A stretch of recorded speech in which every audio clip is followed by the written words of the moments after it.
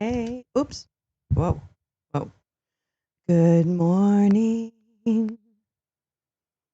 Let's see. Let's do a morning song. What's a good morning song? God, my mic keeps cutting out and it's really bothering me.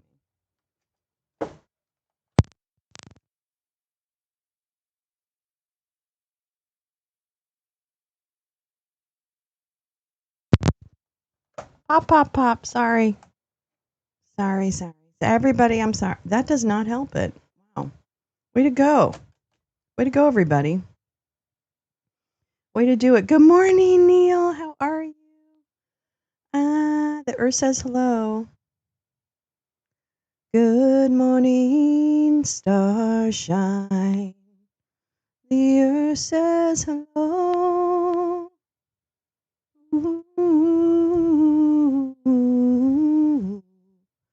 Wow, does my mic keep cutting out? Hi, gal. Does my mic keep cutting out or something? Or is that just my monitor? It might be just my monitor. But anyway, good morning, gal. Good morning. Good morning. I hope you had a nice morning. You don't think so? Okay. All right. Good to know. Good to know. I'm out in my backyard, can see the computer screen because it's a cloudy day. Oh, that's so nice. Well, hey, Badge, how you doing? Badger, Badger, Badger. Um, yes, good morning. Good morning, good morning, good morning, good morning. Yeah, it keeps cutting out in my monitor. Maybe it's just my monitor, but we'll move on. We'll persevere because that's what we do here at Lolo's Lounge. We persevere. I care about it so much, I got perseverance tattooed on my neck. Well, my back. Well, my neck. Well, my back. Like this tattoo over here across the back of my shoulder, I guess.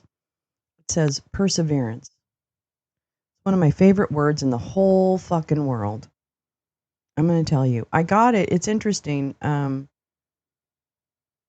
got it after I left a really shitty boyfriend. Getting ready to step onto the hamster wheel. Lee. Okay, Lee. So also, Lee, gal, anyone who is looking I have approached in the past to be on the show with voice or picture or whatever. And I'm not sure. I still have to test the other thing, Lee, that we tried where it's just like bringing you on a through the system. But I also have a Zoom set up. And I also, yeah, I know you don't. No, Lee, listen, this is what happens. This is what happens. Can I make a speech right now? And I'm talking mostly to women, although I'm sure there's men out there, he, she's, and theys who feel this way too.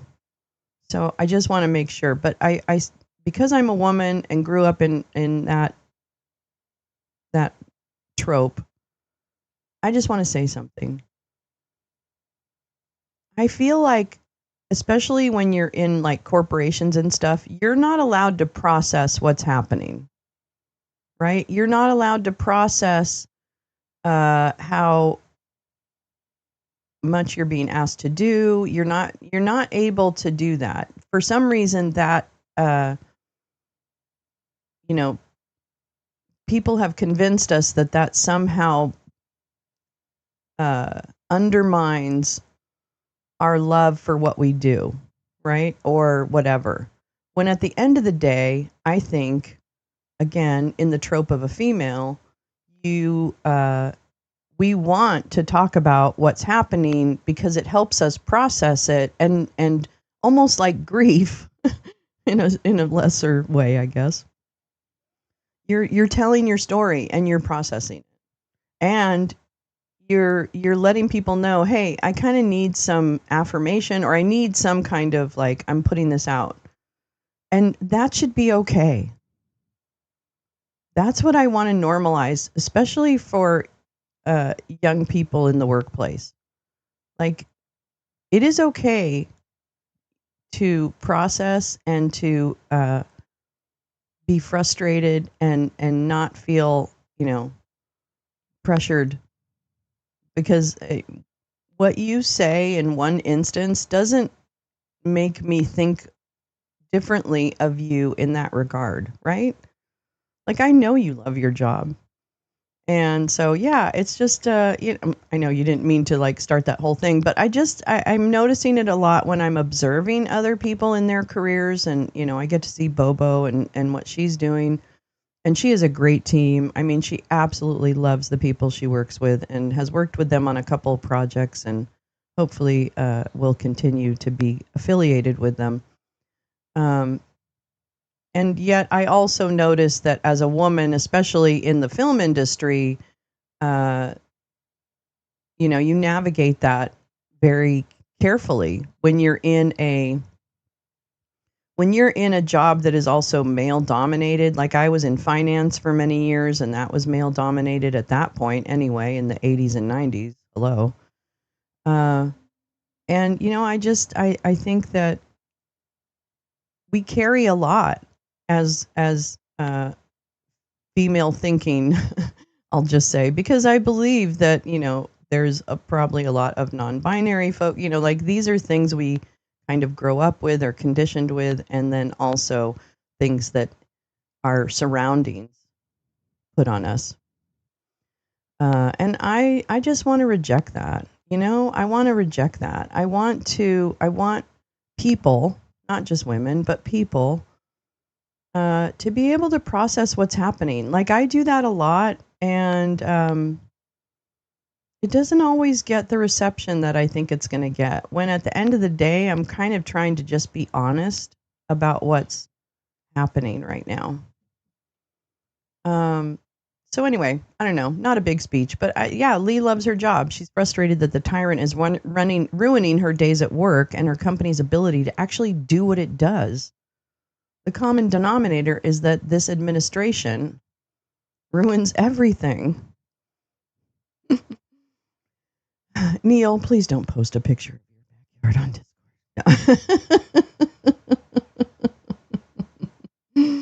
Discord. Thanks. My colleague is good about letting me vent. You're right. And it's worse now because work people are ignoring the destruction of tariffs. That would be really hard, Lee.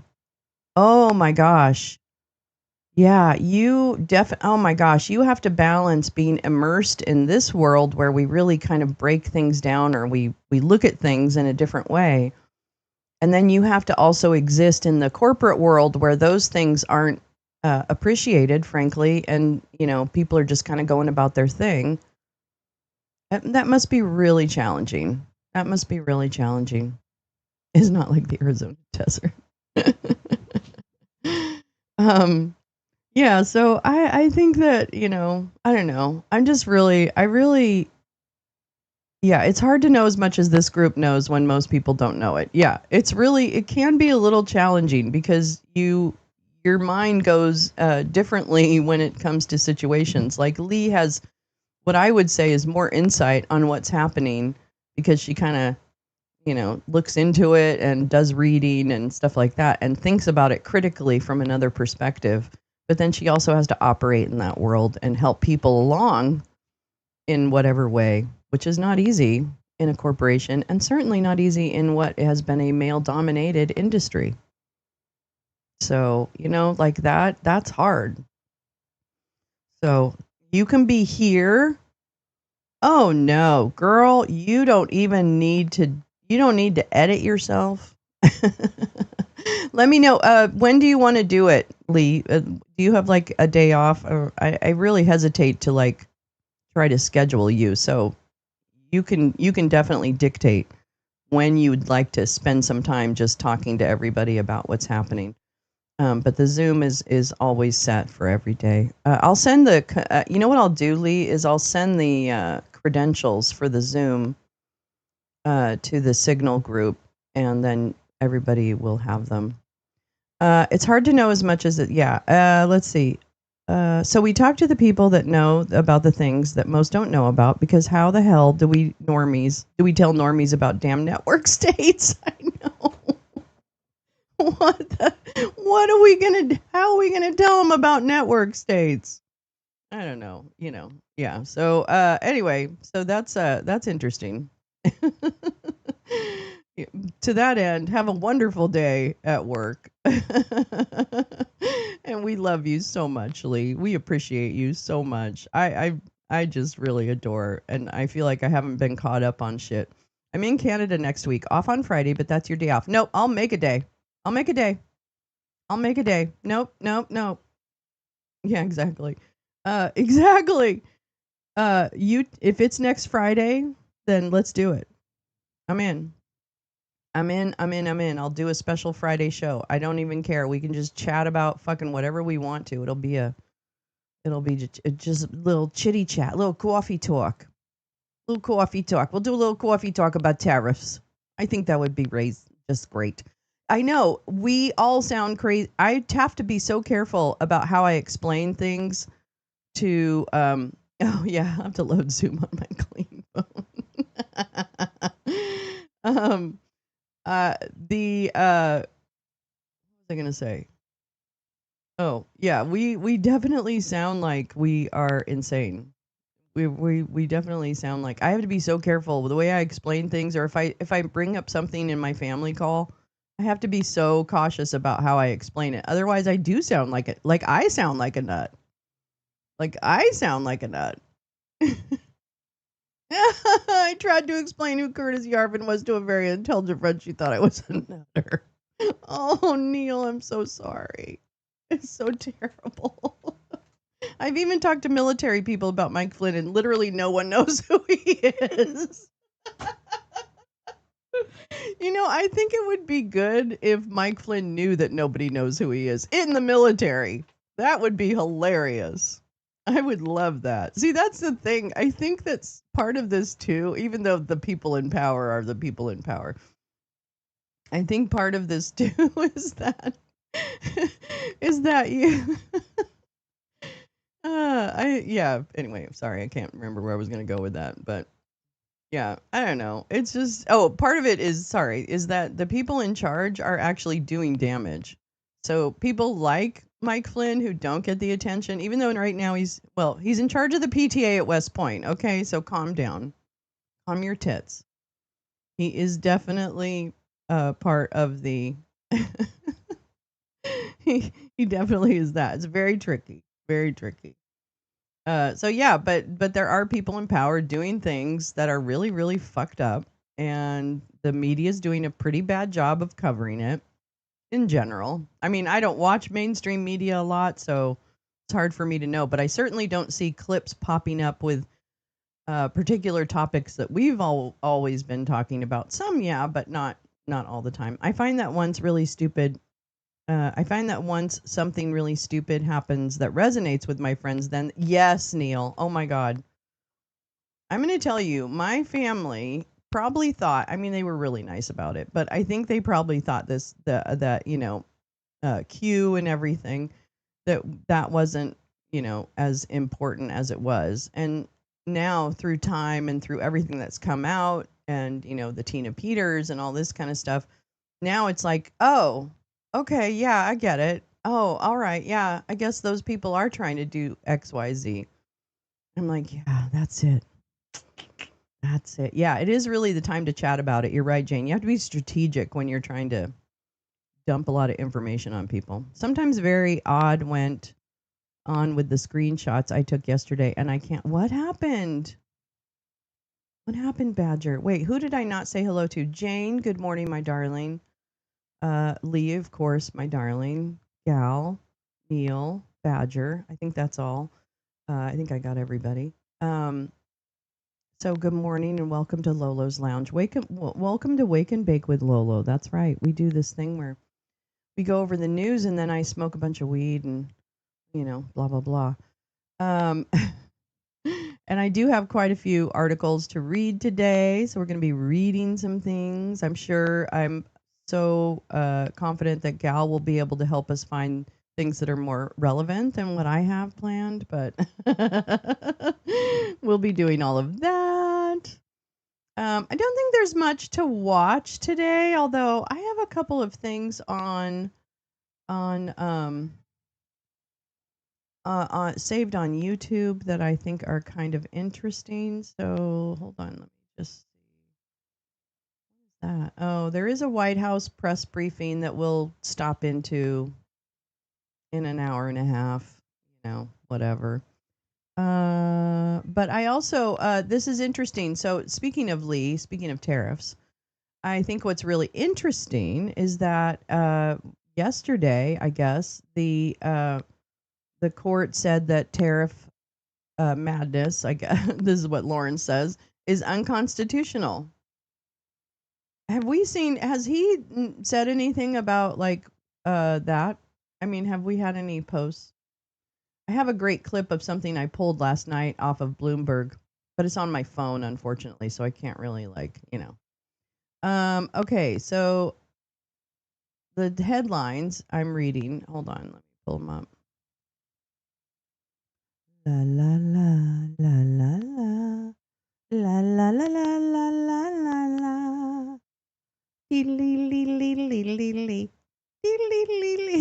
Sorry.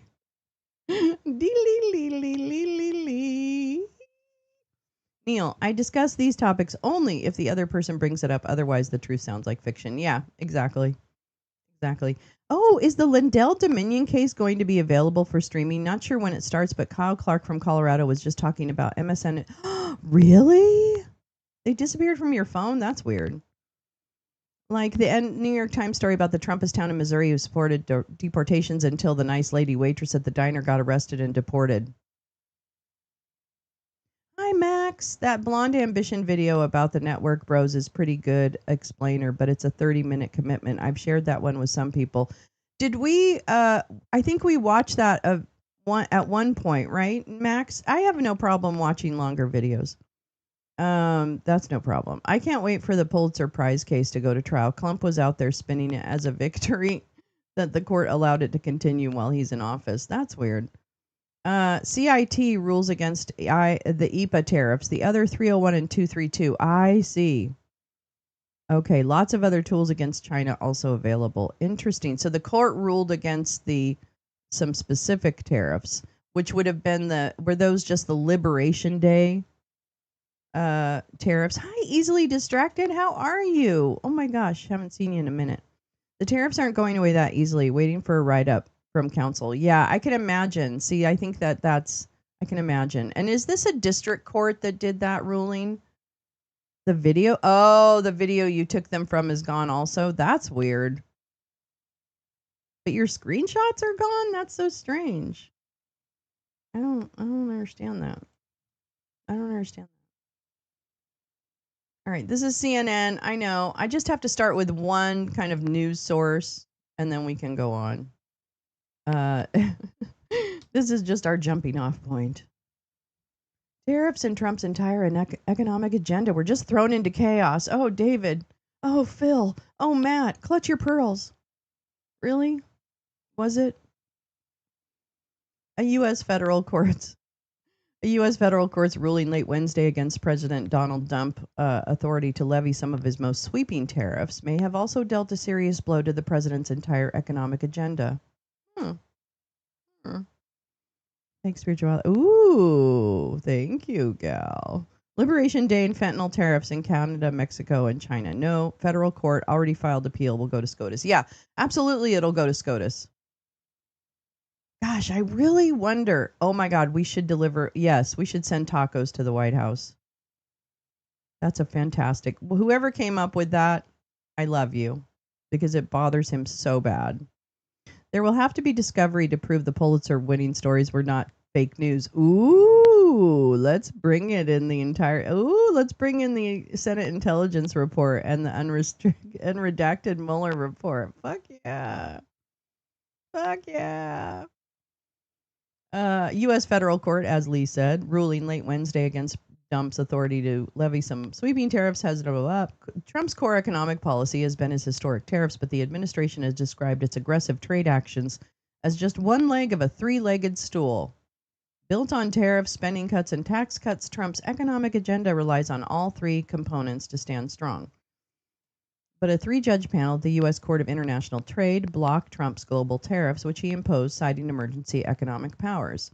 Those trade actions include the Liberation Day tariffs, 10% universal tariffs, and the tariffs aimed at preventing fentanyl from entering the United States. The three-legged economic school just lost a leg, at least for now. Hi, Peace Love. How are you, darling?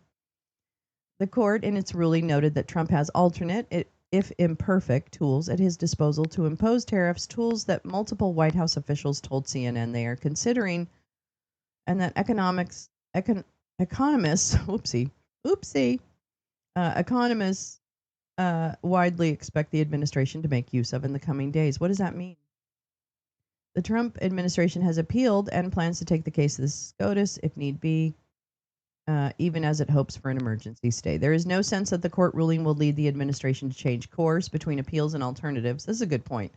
Trump will probably double down on his trade efforts, according to allies inside and outside the White House. The courts are pretty obvious foil across the board, and we haven't backed down on anything else so far. But the historically massive scope of Trump's tariff policy was nevertheless thrown into doubt by the court's ruling. And uncertainty surrounding the tariffs, Trump's whole economic policy plan could come crashing down. Really? I don't know. Tariffs have persuaded dozens of U.S. No, they have not. White House officials expressed significant concern about the ruling means for the administration's ongoing bilateral talks, including 2 agreements that senior White House advisors said were close to being announced as soon as this week. It's coming out this week. Officials started making calls to counterparts Wednesday night to emphasize that, in their minds, nothing had changed and that the process and urgency should be maintained. The trading partners may want to hang back to assess. Yeah. Okay, see, I don't even like this reporting on that. I'm so sorry. You guys suck. You guys blow. Okay. Let's see. Elon Musk got what he needed, got all the information he needed, and he's taken off. Trump administration will aggressively revoke Chinese student visas in major escalation with Beijing. Great. Thanks, Marco. Let's just make sure that we have as non-diverse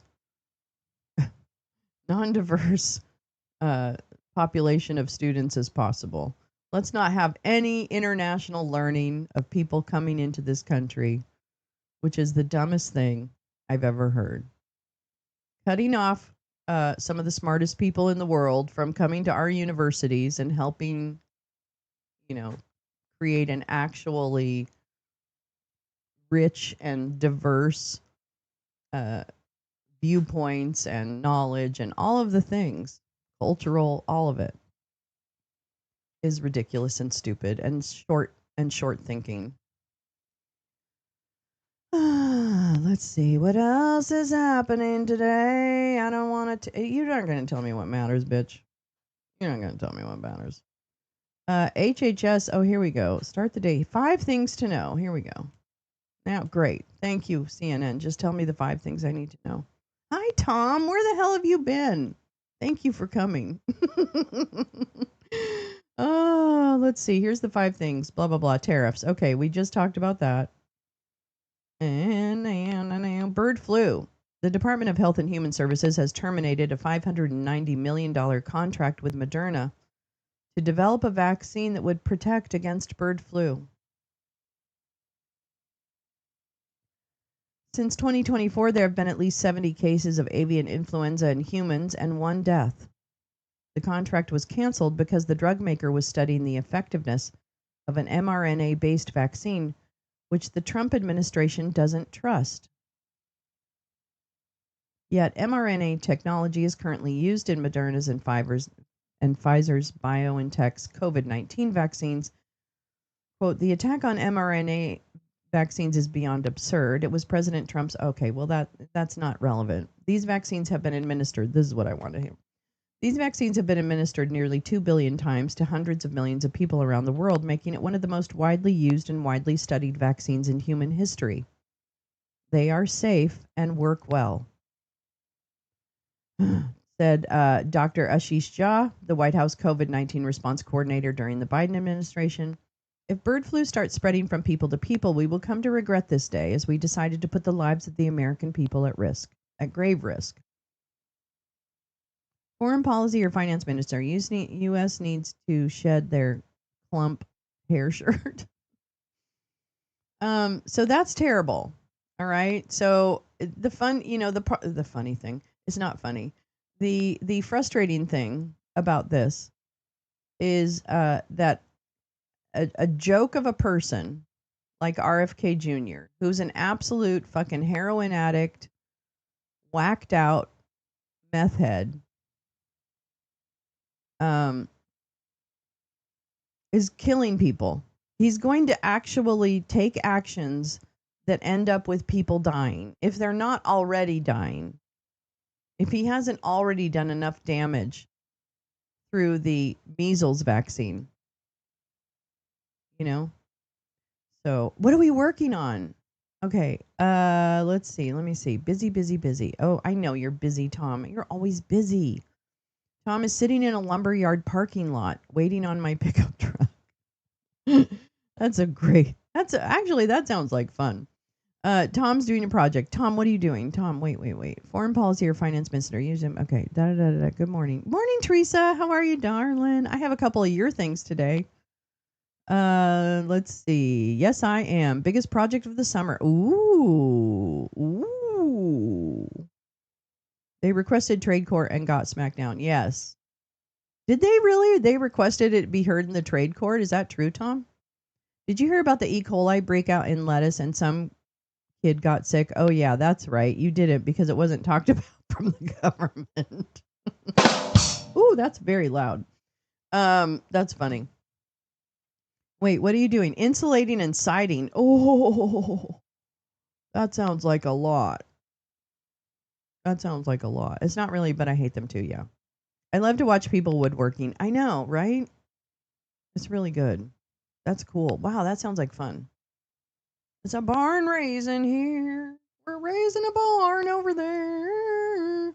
Harvard.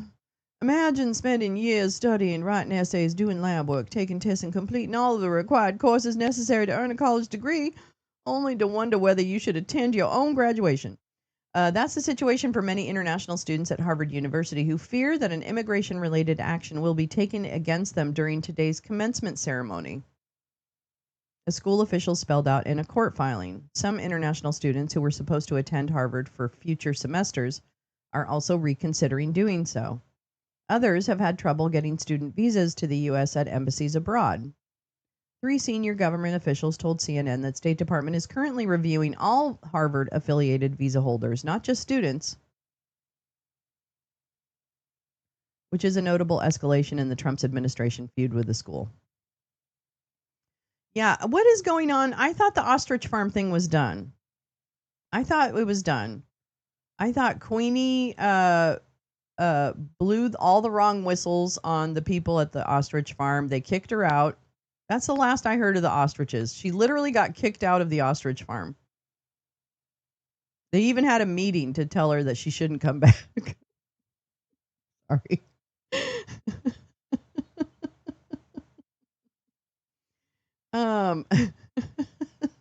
No, it's never too early. Lee says all the district courts push the case to CIT. I think there is still a tariff case in California District Court, but CIT is the right venue according to counsel. That makes sense. I mean, it should go there first, right? Dr. Oz wants to what? My understanding was that like 69 of those. Well, anyway, I'm not going to go into it. Yeah, there's ostriches in British Columbia that are causing a problem. Oz is supposed to be running Medicare and Medicaid, but he has to wait until the latest Chud thing. Yeah. Yeah, the Chuds really want to save this ostrich farm, which is I guess they generate revenue of $5 million a year, and they used to sell the meat of their ostriches, but now I don't know what they do. I know. Vance talked about the fucking convoy at the crypto thing. I mean, no, make it go away. Make it all go away. Jim Nalgren worked for Mike Flynn during the day. Well, there you go. Yeah, they are full of crap. Yeah, I mean, the people who run the ostrich farmer chuds, they're being supported by chuds. What a meeting to have Queenie not come back. I know. I mean, I'm just reporting what I saw on stream, and she said it. I didn't say it. Nobody said it. And even better, I saw her. I don't think it was. I don't know what day it was. She's after Pat King again, which I think is hilarious. I'm sorry. I think that's so funny. I just love. You know what it is? The chuds eat each other. The chuds just like munch a munch on each other all the time. It's just the most. It's kind of hilarious. I will admit, I definitely watch her because the drama. Well, I don't watch her, but I check in because sometimes the clips are hilarious. And then when she got kicked, I'm sorry. I don't mean to. I'm not going to talk bad about someone. I'm just reporting what happened. I don't give a shit. I really don't give a shit. Like, I don't care. She can do whatever she wants. They can do whatever they want. Whatever. As long as they're not ruining other people's lives. As long as he's not screaming about a pride flag being flown over a school while the students are watching and walking into the school anymore. She hasn't done that in a minute. Which was great. You know, the other thing is I thought that well, never mind. I don't want to do it. Don't do it. Don't do it.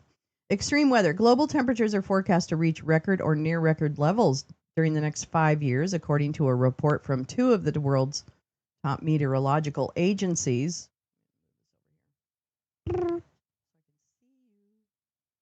Um,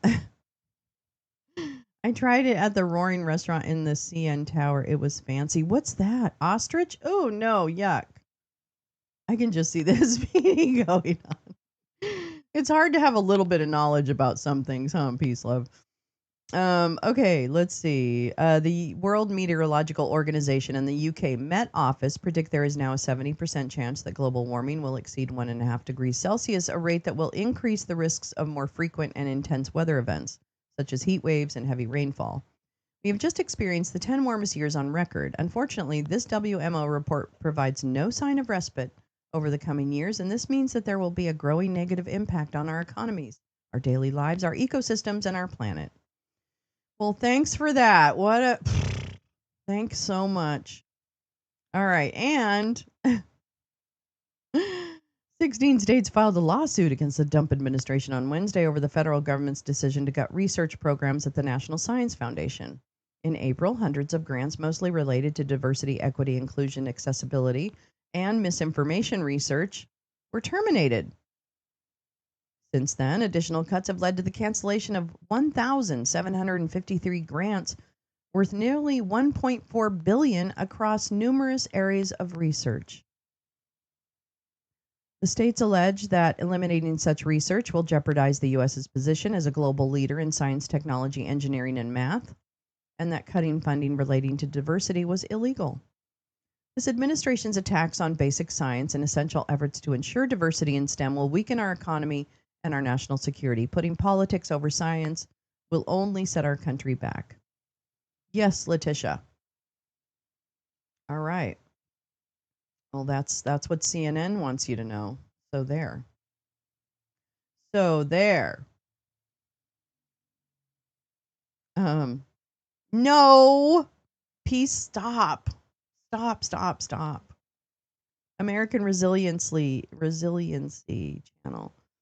Wait, Jane, walk around the Renaissance Fair with an ostrich drumstick. Put the turkey legs to shame. Oh, gross. Yeah, we blew past the 1.5 degree Celsius. Yeah, we did. I know. Decades of scientific progress destroyed in just a few months. Really amazing. Really amazing. And really chasing the best and the brightest out of this country. You know, so for the fact that we wanted to have, you know, like a really good brain trust in this country, we just fucking we're just fucking it all. No, you're fine, peace, love. I love you. The DEI and civil rights positions and rollbacks make me so fucking angry. Absolutely, butterflies. You've hit on it. It really made me think of that thing where he rolled back civil rights era. You know, the fact that they are looking to reverse injunctions that have been made against. I mean, there's just a host of things they're doing, and it really makes me sick when journalists just want to talk about, you know, well, what did you think of the King's speech? And what, you know, like, who cares?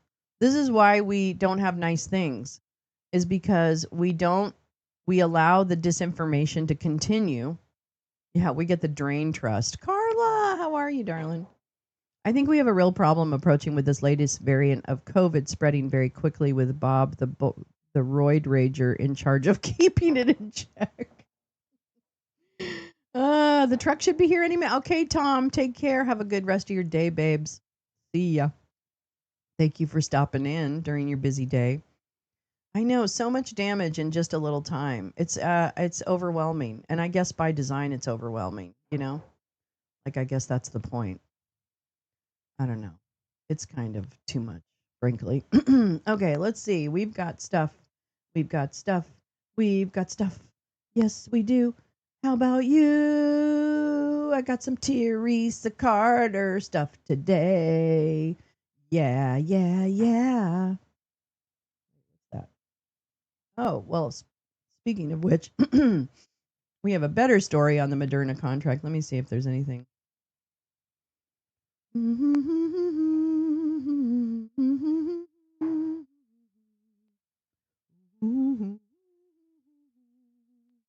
Okay. We don't have to read that. Okay, we read that one. All right, here we go.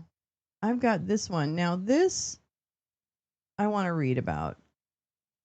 What do they get out of it besides money? Oh, wait. This is complicated, but it might be. Okay, wait. I need to pull up a couple things that you pulled up, gal.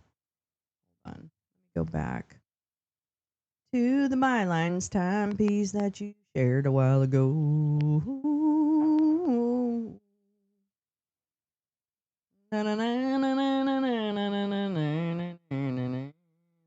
That over there and move this over here. Yes, I want to. I want to. All right, let's see. I'm gonna read that.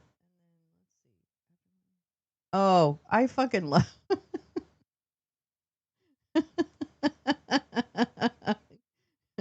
Cal, this is complicated, but a heads up. Wait, I think you might have sent me the wrong one. But I do love my response to you on this one, so I will show it. This is what I really love is the GIF that I found to respond to you. Oh, come on.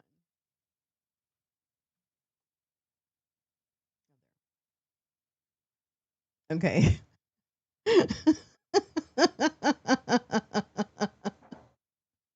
The more I listen to dump voters, not our chuds, I'm convinced that Democrats don't get it. I think it's important to understand them and why they voted for him aside from the lies. And why is that? Why? Why is that? Why? I hadn't checked my notifications yet. After monitoring people for too long, I'm pretty confident we should expect to see a resurgence of Q. This time, they're going to intentionally steer noobs to Q boards and have them start from the beginning. Why, you ask?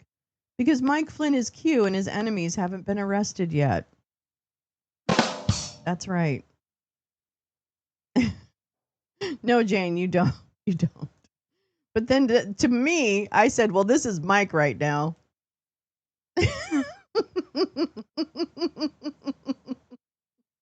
That's Mike Flynn right now. Because look he's only the PTA chair at West Point. How embarrassing. It's like he's been passed over. He did all this work. He did all this work to get dump in power. He did all this work. And then all of a sudden, poof. He's nowhere. He's nobody. That's why he needs to reboot. You're right, which is why he wants to reboot Q. He wants attention. This is insanity. And he's going to get it. And guess what? There's going to be new Q shit. And then we're going to have to deal with that. Ay, ay, ay. I don't know. Okay, let's see. Butterflies, the border. Oh, the border, same as 2016. Yeah, but now the border's shut. So, I don't know. I still think that the border is still a disinformation thing, but I understand what you're saying. Yeah, Q again. Here we go. Here we go. Stephen Miller's wife just quit the White House to go work with Musk. I mean, are we shocked by that? I don't think so. I don't think so. Yeah. Let's see. What else? They live here too. They possibly can't think they stop the climate changing with their money. I mean, I don't know. It's already starting. Yeah. Max, he tapped right in. It's interesting. They like that they are removing them from the country. Yeah, that's true. They do like that. I wonder why. I mean, to me, that means you really you have some empathy issues and probably a little racism.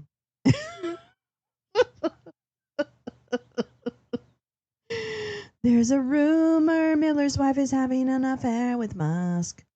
Oh, really, Jane? Musk, I think, is quite the prolific try and get some booty guy. I mean, I think he's a bit of a creeper, frankly. Don't you? Let's see what else. Let's see what else. That I want to read that too. I think I'm going to read this first because I think the other thing I want to go over is a little bit longer. They think they were illegal. They think they were illegal, so they shouldn't be entitled to due process. Wow. Wow, how dangerous. That's so interesting. Boy, we really didn't do a very yeah, he's a homewrecker. We didn't do a very good job of like educating people about the Constitution and like why it's important that everybody get that protection and not just the people who have a whatever papers. Yeah, I know. Oh yeah, Stephen Miller is absolute evil. Absolute evil. All right. This is something from Gal. Thank you, Gal. From Byline Times, our friends at Byline Times, we love them. Byline Times has some really good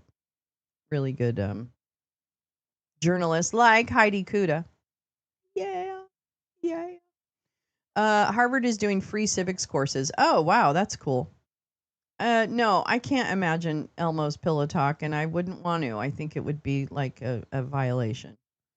I don't know what an affair with Elon would be like. None of his 14 children were conceived naturally. That's awesome.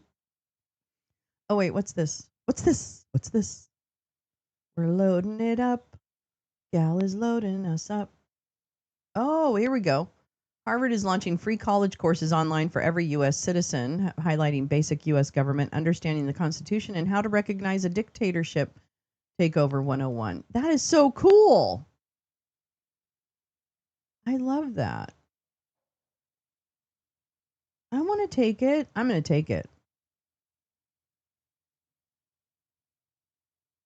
I'm going to take it. You guys, should we take it?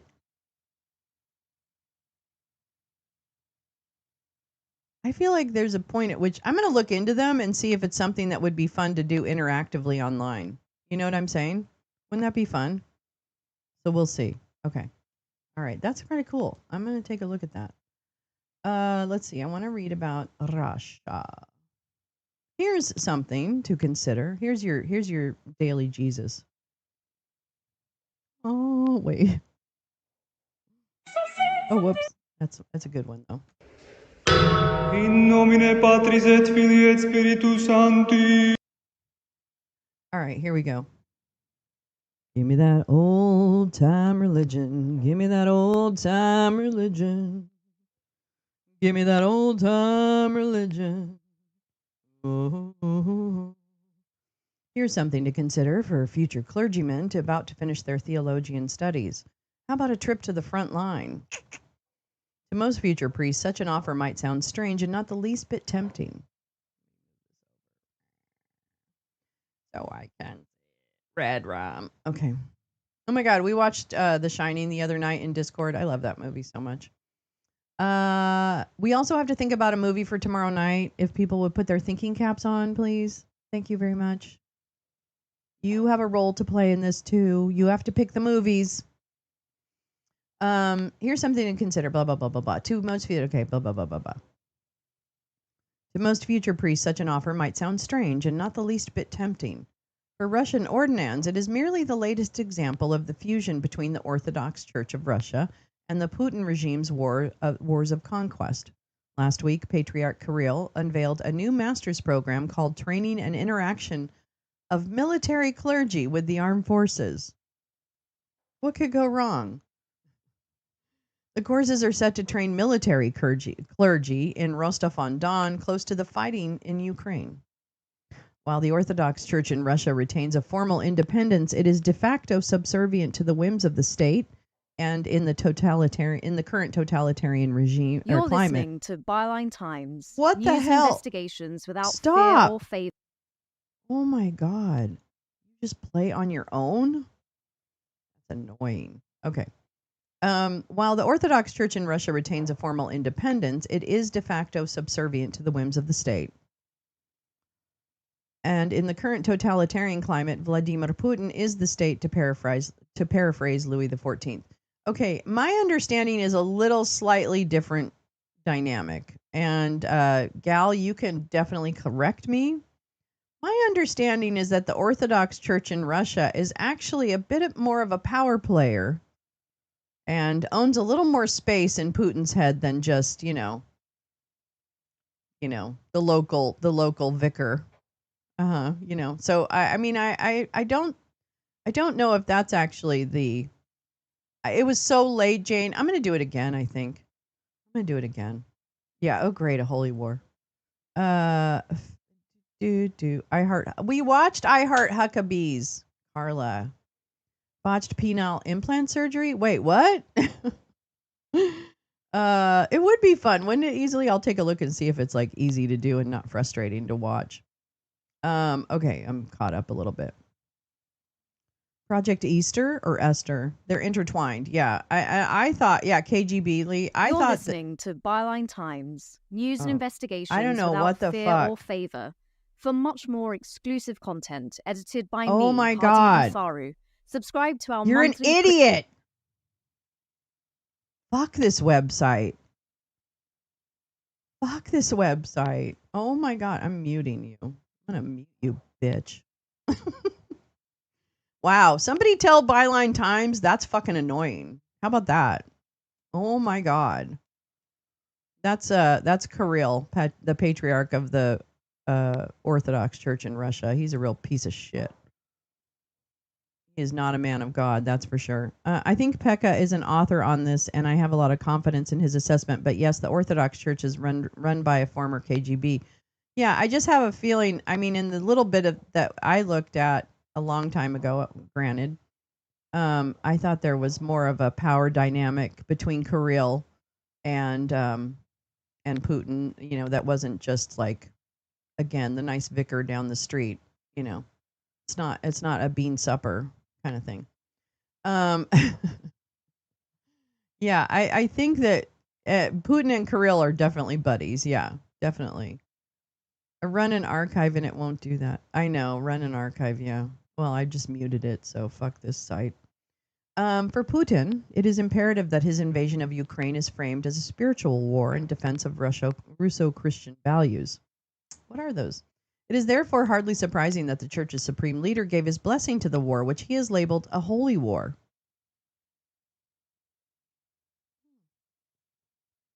Yummy.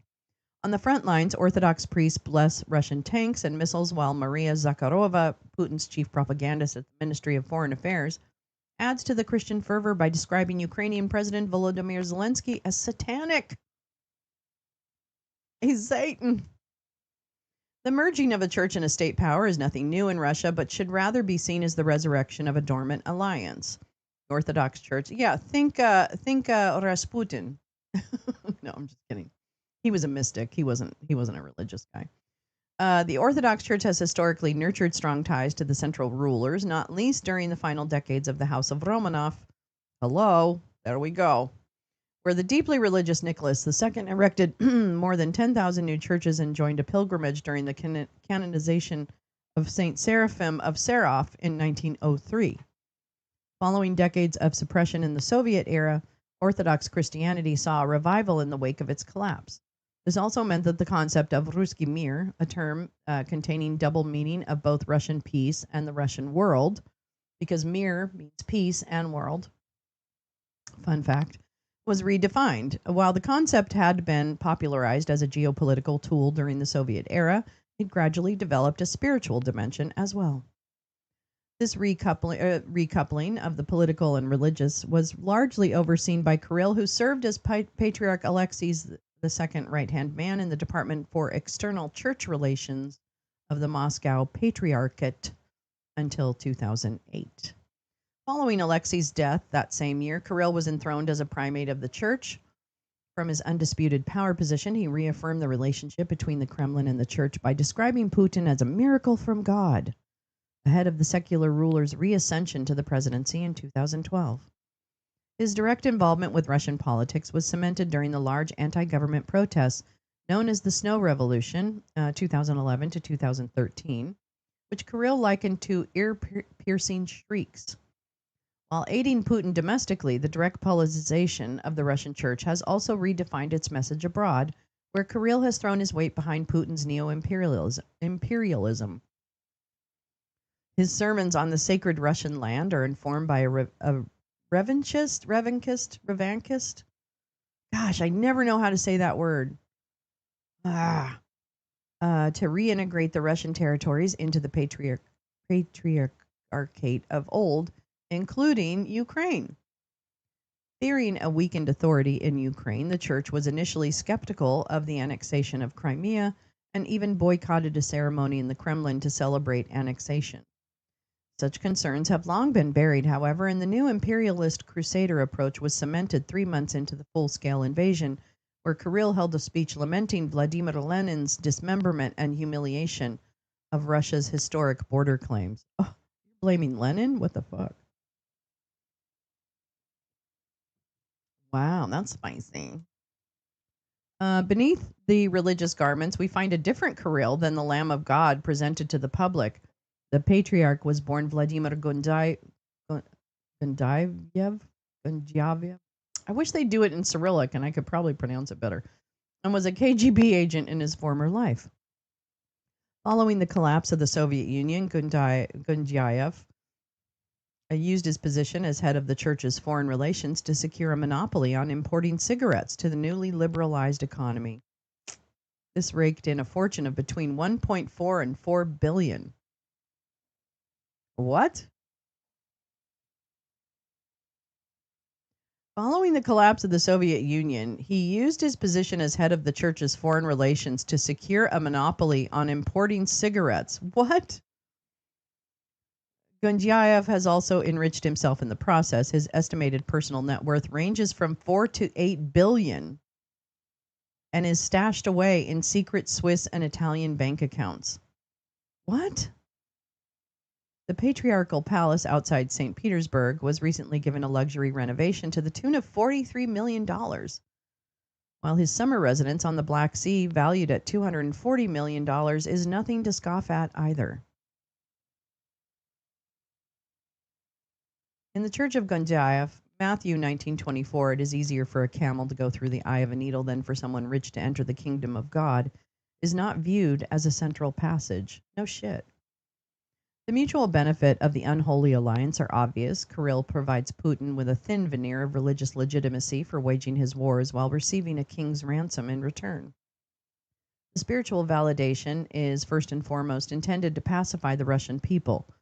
But despite the obvious corruption that permeates the Russian Orthodox Church and the fact that its application of Christian values like brotherly love, moderation, and peace is selective at best, the Russian narrative of defending Christian virtues still resonates throughout the Western world.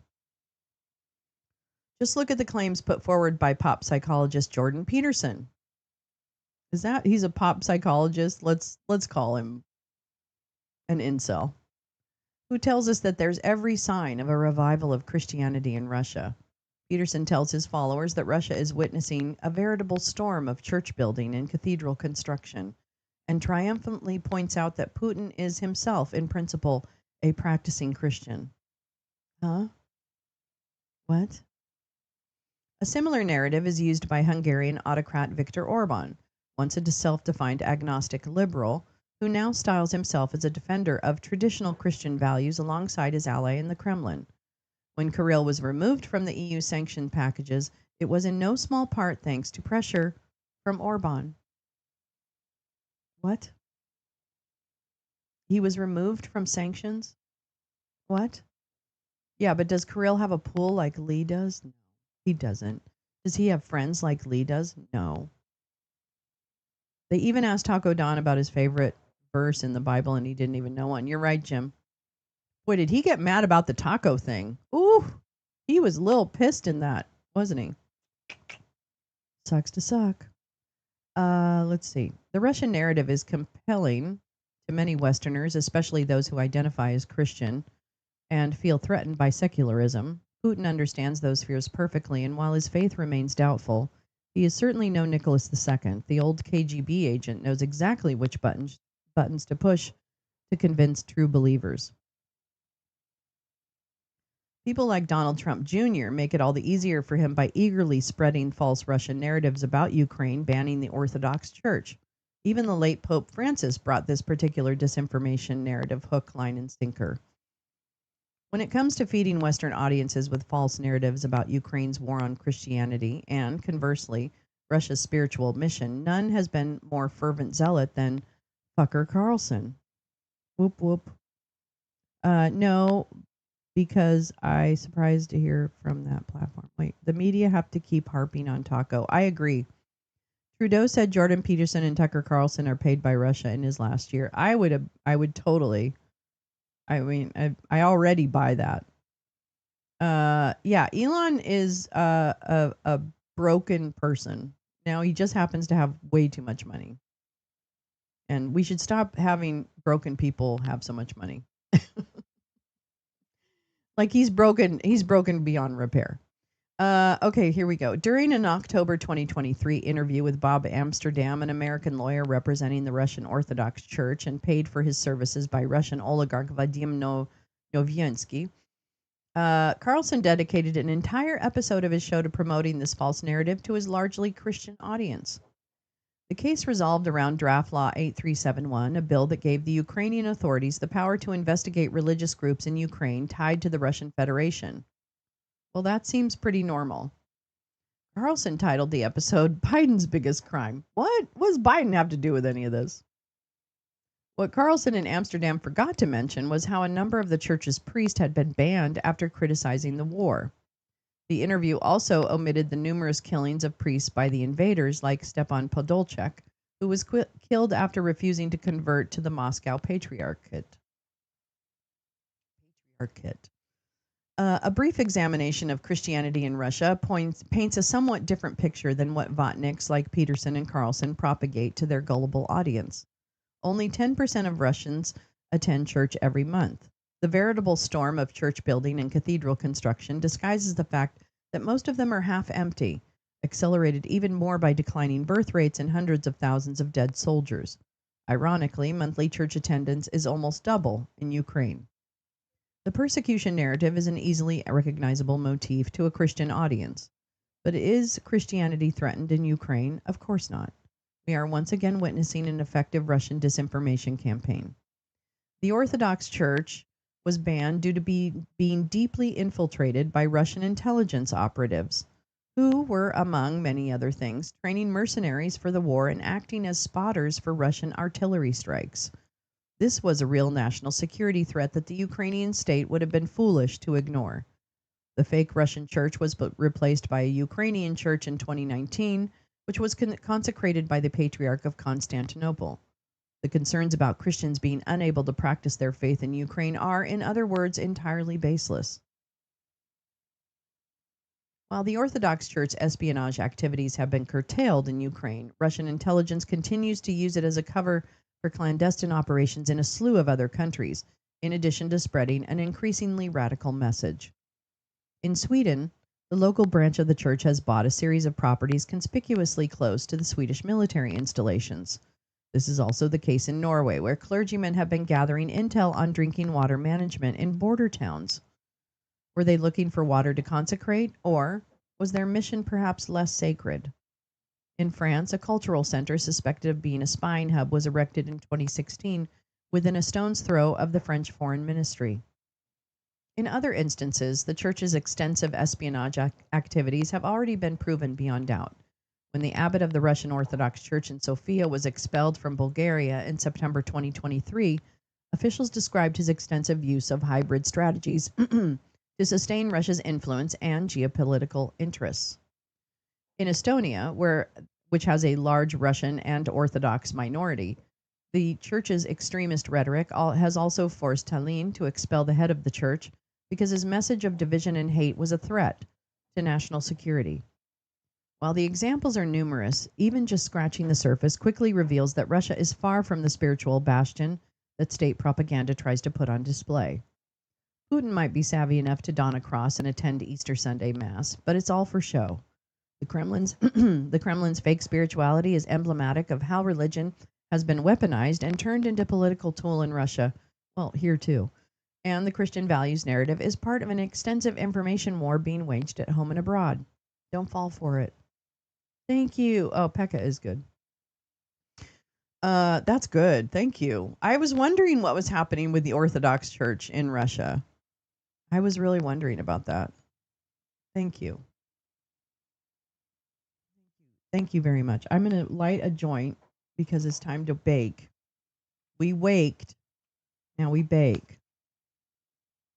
And then we're going to read about what we're doing to our neighbors here, because people are such fucking assholes.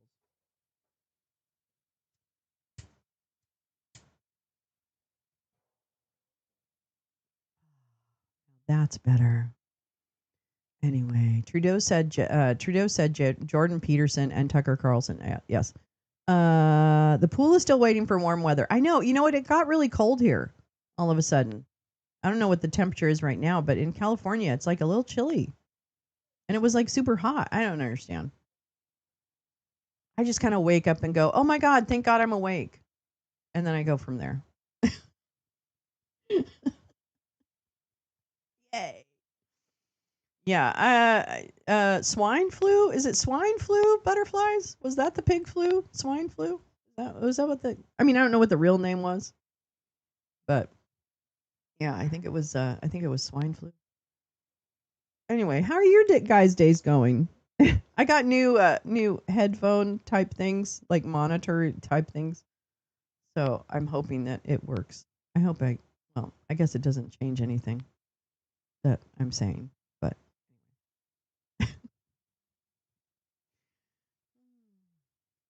oh, I know. I have some stuff for us to watch. Let me do that. You don't have to watch me smoke. What the hell? What the hell? Lolo, get a grip.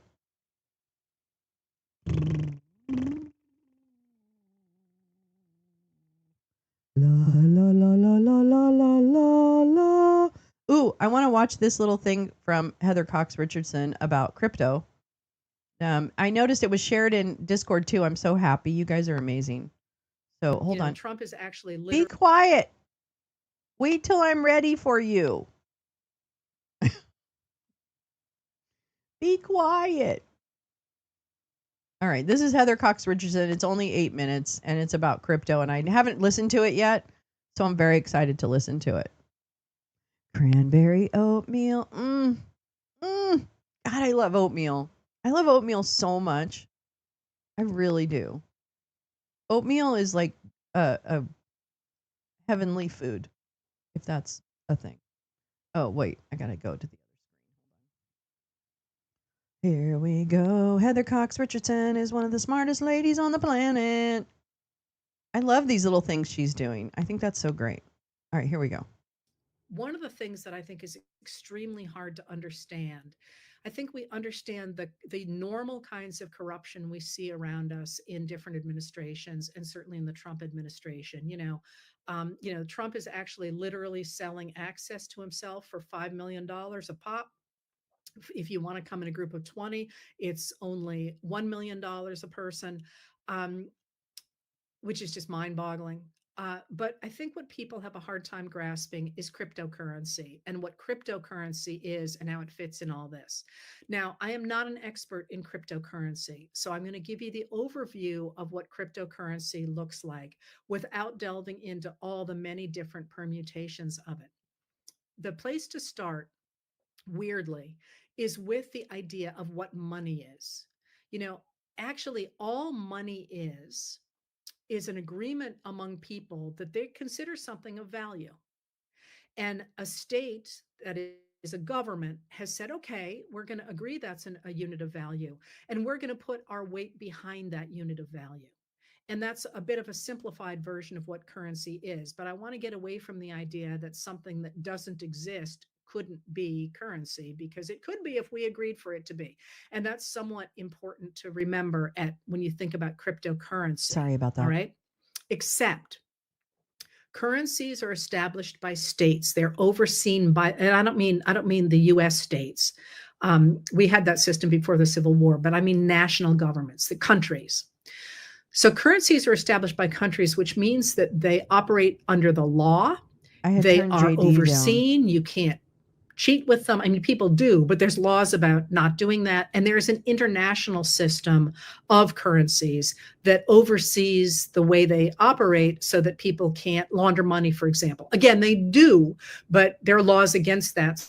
So with luck, we catch them when they do that. Cryptocurrency is not a state-backed currency. And states currently do not, most of them, there's a few that do, most of them do not consider it a currency. They consider it an asset so that you can invest in it, you can own it, but it doesn't have the backing of anything. So it can rise and fall just like a Beanie Baby or like a Smurf doll, you know, or like gold. It can go up or it can go down, but it is not tied to anything. All right. So the reason I'm pointing to that now is that the Trump administration is using cryptocurrency in what certainly appear from the outside to be extraordinarily corrupt ways. So you need to understand that the Trump organization owns the majority of a company called World Liberty Financial. World Liberty Financial has its own cryptocurrency, which is shown by a $sign and the letters WLFI, World Liberty Financial International, I think is what it stands for, WLFI. And you can invest in that. And the profits from that investment go, a lot of them go to the Trump family organization. People who want, especially from foreign countries, who want to ingratiate themselves with Trump, have been investing in that currency, in the WLFI currency, including pretty dramatically a man named Justin Sun, who's a Chinese national who was in trouble with the SEC. He put $75 million into their coin, and then he asked for Trump to help him get the SEC to put off his troubles with them because of money laundering, and in fact that case did get paused, and now he's negotiating a settlement. But it's not just that. I hope this helps. You know, for me, the cryptocurrency stuff is really hard to untangle, but that's not it. World Liberty Financial has its own coin, but it's also got another one that's called it's called a stable coin. And stable coins are called that because they are pegged to a currency. So stablecoin is pinned to the US dollar, and that should mean that it's more stable than something else, which can go up and down, as I say, like a Beanie Baby. And people made a ton of money on Beanie Babies, right, when they were really valuable, but then a lot of people invested and they ended up being worth nothing except their cute little Beanie Babies. And they lost their shirts. And the same thing happens with normal cryptocurrency. It doesn't happen as much with stable currencies, stable coins, although it can. They have another stable coin, WLF does, and that is called USD1.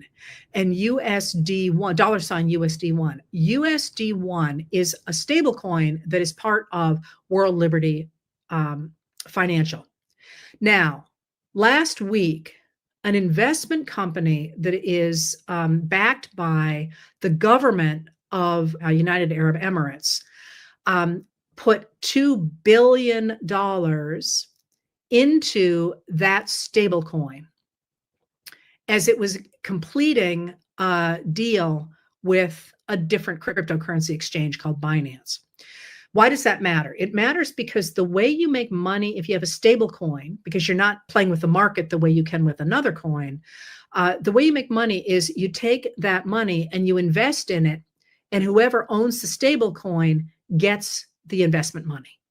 So by investing $2 billion, it appears as though the government of the UAE, or this investment company backed by them, has just essentially given this company that the Trump organization has the majority of $2 billion to play the market with and keep whatever they make. I suppose they could also lose their shirts, but it certainly looks as if this is an attempt to put significant money from the government of the UAE into the pockets of the Trump organization.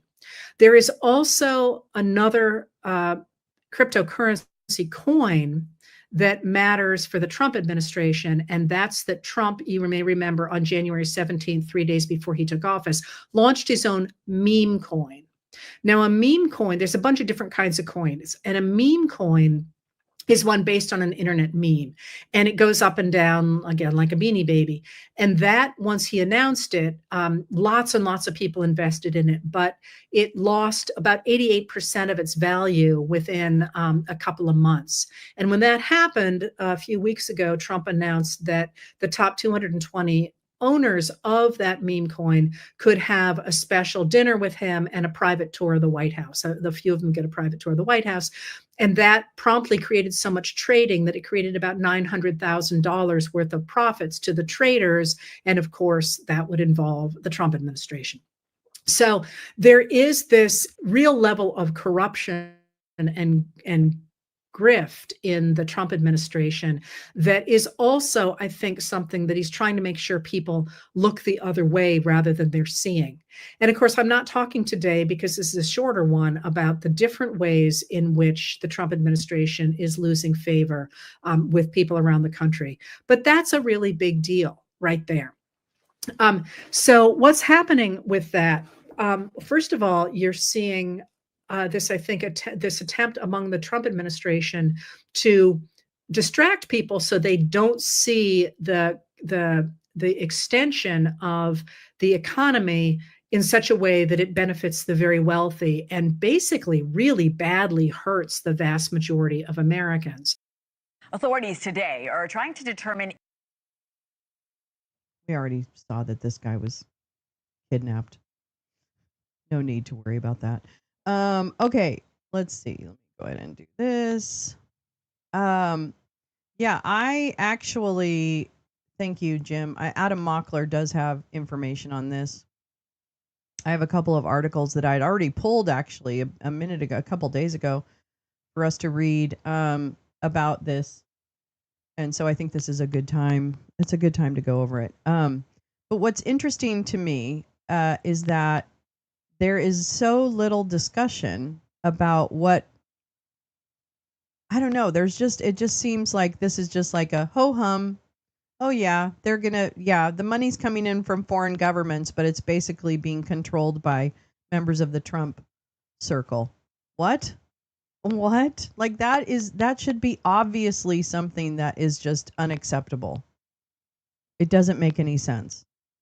Yeah, the party line does seem to be, it's all being done openly. There's no problem. Transparency, transparency, transparency. God damn. How is this okay? But yeah, so I had pulled this from Forbes.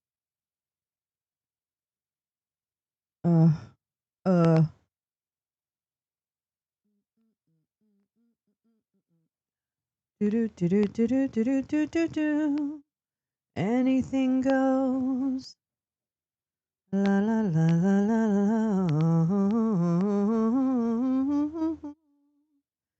Anything goes.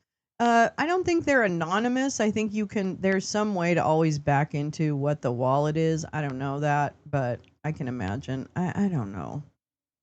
I think it's like this on purpose so that we all go, oh, I don't know.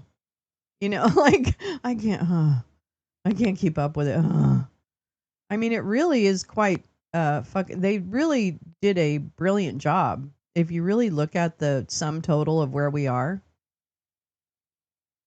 look at where we are. We knew he was a criminal. We didn't go after the people who truly helped him pull this off.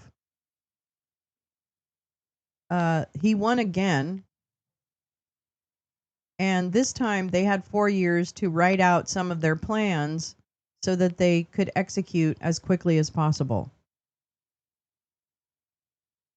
And we're sitting here holding our dicks. So, joke's on us.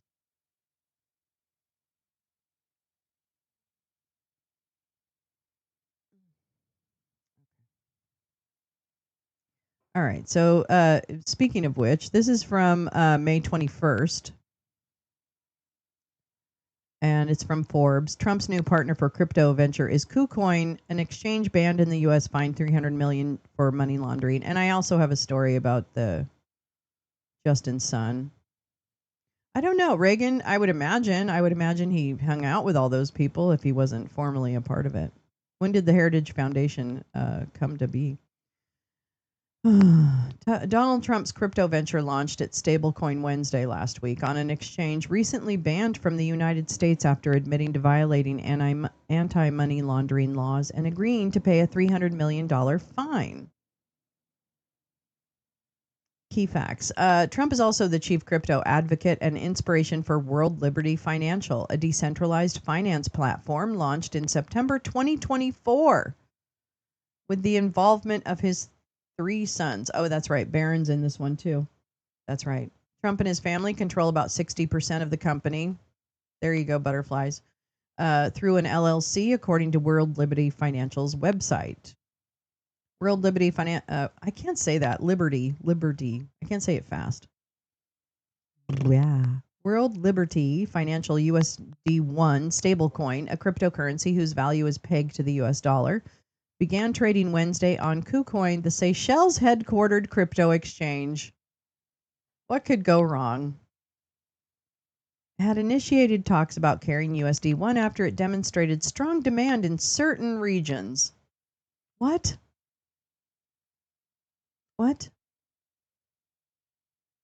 Mrs. Rabinowitz from the HOA's Association of the Place We Own in Florida just sent out a nastygram about renters making love in the clubhouse during the wee hours. What is she doing in the clubhouse during the wee hours? How about that? Mrs. Rabinowitz, what are you up to? Why don't you just enjoy the show? I don't know.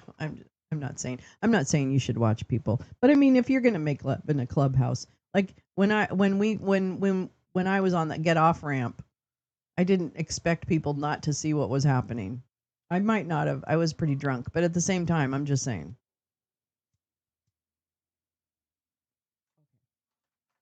All right. I'm never gonna own anything under an HOA ever again. I know, Jim. I want us to. I want to move. I want something. I don't know. I need to be near nature a little more. I'm not sure. Okay, here we go. Sorry, that was an aside. Okay. In certain regions, KuCoin apparently. What happened? What happened? Or is you just LOLing? New York Times. Wait, what is that? Hold on. Hold on. Ah. I hate you, New York Times. I hate you, New York Times. Boy, they really cut you off. I mean, geez. A yurt living. I am. You're absolutely right. I'm going to be totally crunchy, but I still have to get my lashes done. So I can't go full yurt. Oh, man. That didn't work. Fuck you. What's the headline? Environmental reviews. Supreme Court environmental reviews. What's that? Who's making love to your old lady while you were out making love in the clubhouse? That's a great song. I am going to end up living somewhere. I actually am. I'm seriously considering the van issue because I'm going to tell you right now, Val's in a van, kind of like her van is so cute. It is so freaking cute, and it's very comfortable. So I'm seriously considering it. I don't want to be like total nomad because I'm kind of lazy. So I'd rather find like one place to just like hang out with my van. I don't want to be on the street. I don't know. So I have some demands. So I don't think I'm completely committed to the yurt lifestyle because I don't think I could handle it. You know, I'm not that strong. That's strong. Okay. Damn, I can't get it, gal. Well, I mean, I probably could, but let me see. What isn't there one more thing I can try? I thought I could try one more thing. Oops. Oh no, that's not what I wanted to do. Sorry. Feel like making love to you. That's the time. Feel like dreams come true. Oh, baby. I love that song. Walking in the dark. Don't seeing lovers do their thing. That's a nice song. Okay. Let's see. What am I doing? Okay. Well, we can't find out right now what the well, actually, you know what I can do? Supreme Court environmental reviews. Let's just do some little. Let's be creative. Supreme Court. Didn't spell it wrong. Right. Someone must have already stolen what the story was. Here we go. We'll read it from the stupid hill. Oh, you got it? How'd you get it? How did you get it? Oh, I could give me a van and an extra tiny house? Fuck, Carla, I'm in. That's like the best of both worlds right there. Girly. Uh-huh. Supreme Court narrows scope of environmental reviews in Utah railroad case. What? The Supreme Court has narrowed the scope of environmental review under one of the nation's bedrock environmental laws in an 8-0 ruling. 8-0 ruling. Who recused? The High Court determined that reviews conducted under the National Environmental Policy Act do not need to consider certain upstream or downstream impacts of an what? What? What's the point of an environmental review if it doesn't consider upstream or downstream impacts? Isn't that the fucking point? It's not just the fucking land it's sitting on, it's the what? Oh my god. NEPA requires the government. Yeah, okay. NEPA requires the government to consider the proposed impacts of various infrastructure projects. At issue in the case was a federal government's assessment of a proposed railway line to ship oil in Utah. A lower court ruled the government's review was inadequate because it did not fully consider the impacts of increased oil production and refining that could occur as a result of the railway project. The majority opinion, written by Justice Brett Hold My Beer Kavanaugh, disagreed. Quote, when the effects of an agency action arise from a separate project, for example, a possible future project, or one that is geographically distinct from the project at hand, NEPA does not require the agency to evaluate the effects of that separate project, he wrote. Kavanaugh was joined by Justices Roberts, Thomas, Alito, and Coney Barrett. Justice Sonia Sotomayor wrote a separate concurring opinion, joined by Justices Elena Kagan and Ketanji Brown Jackson. Justice Neil Gorsuch recused himself. Why? Why? I want to read the thing. Let me see if they link it. No, of course not. Linking it would just be ridiculous, wouldn't it? Okay. Well, Oh, Gal has the real one. Walking in the dark. How do you do that? God, you're like Magic Woman. Can you just? I mean, I don't need to know your secrets, magician. I'm just saying. The question for justices was whether an agency had complied with a federal law by issuing a 3,600-page report on the impact of a proposed railway in Utah. Oh, Utah's pretty. The Supreme Court unanimously ruled that a federal agency had done enough to consider the environmental impact of a proposed 88-mile railway. The ruling limits the scope of environmental reviews required by federal law in all sorts of settings. Let me just see if it links to the blah blah blah. Beep it bop boop boo. Beep it bop boop boo. Oh, okay, here we go. Was argued before an 8-member court after Gorsuch recused himself, apparently over concerns that his ties to Philip Anschutz gave rise to a conflict of interest. Neither Mr. Anschutz, a billionaire and Republican donor, nor his companies are parties to the case. And the letter announcing Justice Gorsuch's recusal gave no reasons. But there's always a but. The proposed railway could benefit companies in which Mr. Anschutz has an interest. Justice Gorsuch represented Mr. Anschutz and his companies as a lawyer, benefited from his support when he was being considered for a seat on an appeals court, and once served as a keynote speaker at an annual party at his ranch. Well, can't wait to see those tapes. Anyway, okay, so that's interesting. Well, it's terrible. Okay, I would like us all to commit now to the midterms. I would all like us to commit to some plan of action for the midterms, whether that's postcards, calls, protests, combos of those, research, whatever you do, whatever is your thing, do it.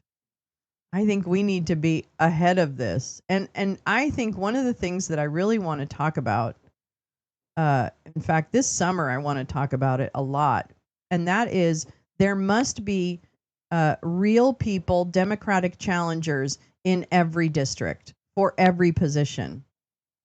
There absolutely needs to be that happening. That needs to be a focus. And I'm talking to myself. I'm not talking to anybody. I'm talking to myself.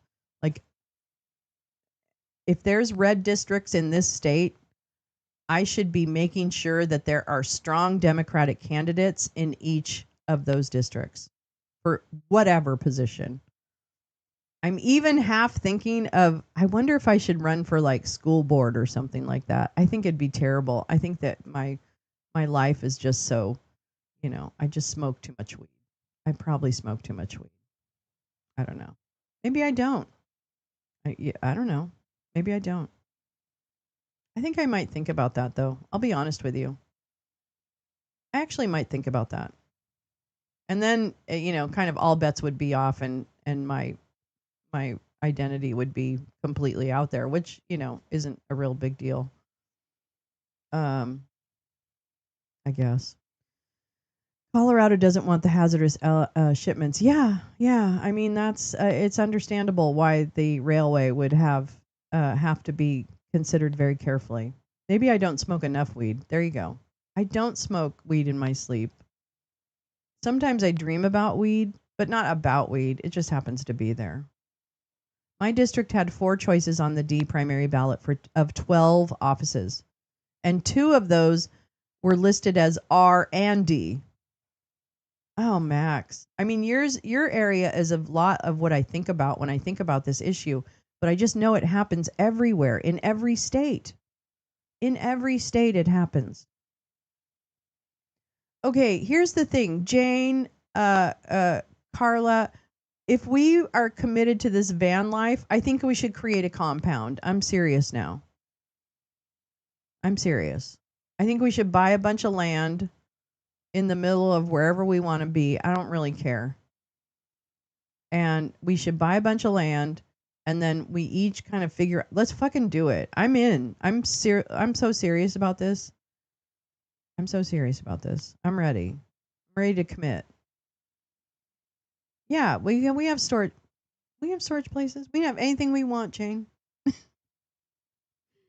A whole new world, a wondrous place for you and me. No one to tell us no or where to go. I don't know that song.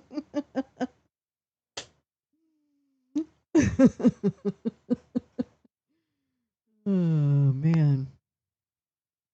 And then we'll dance under the pale moonlight. Just like a coven. No.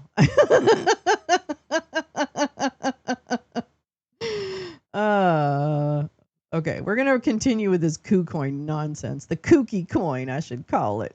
When Ann Gorsuch was Reagan's EPA administrator in 1983, her actions and scandals almost ruined the EPA. I think I don't remember her name particularly, but that's interesting. I'm not shocked. I'm not shocked. She was involved in a nasty scandal involving political manipulation, fund mismanagement, perjury, and destruction of subpoenaed documents, among other things. Jesus Christ, how in the world did he make it to the Supreme Court?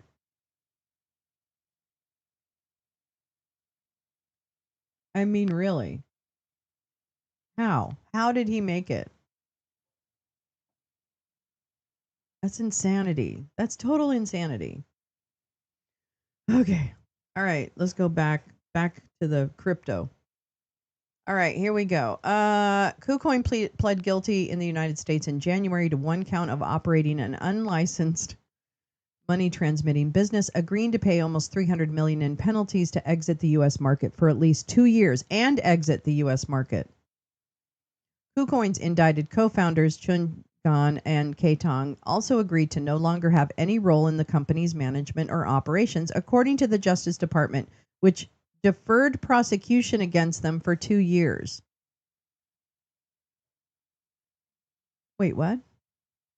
When did they do that?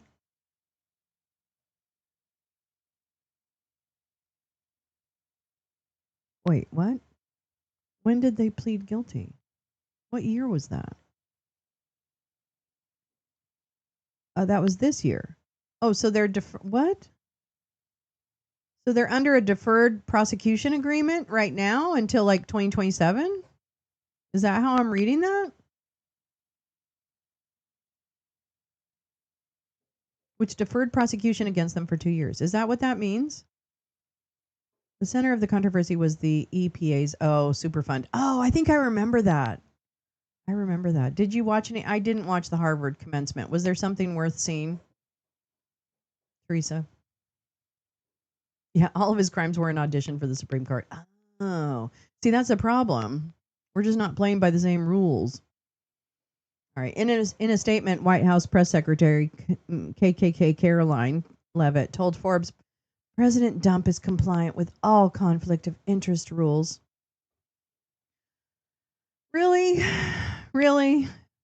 And categorized reporting about his businesses as years of lies and false accusations. But the following to that this author should be writing is, but it turns out she was lying because he actually was credibly charged and found guilty for those he was adjudicated of.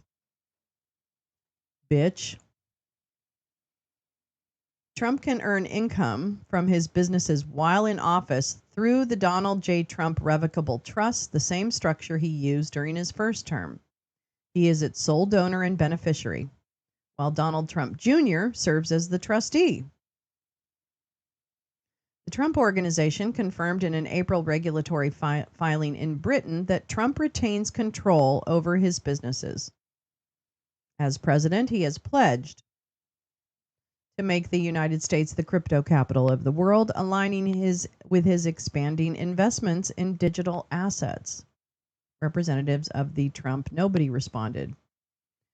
While there's no evidence that World Liberty Financial and KuCoin's talks mentioned the plea agreement it reached with the Justice Department 4 months earlier, and a spokesperson for KuCoin called its listing of USD1 stablecoin a standard operational decision based on market factors and independent due diligence, other Trump business associates have personally benefited from his administration's actions. For example, here we go. Chinese blockchain entrepreneur Justin Sun invested $30 million in World Liberty Financial tokens just weeks after Trump's election. Soon after his inauguration, Trump's SEC asked a judge to pause its fraud case against Sun to explore a potential resolution. I think it might have been a bribe. Maybe. For years, KuCoin avoided implementing required anti-money laundering policies designed to identify criminal actors and prevent illicit transactions. U.S. Attorney for Southern District of New York, Danielle Sassoon, said in a statement announcing the plea deal.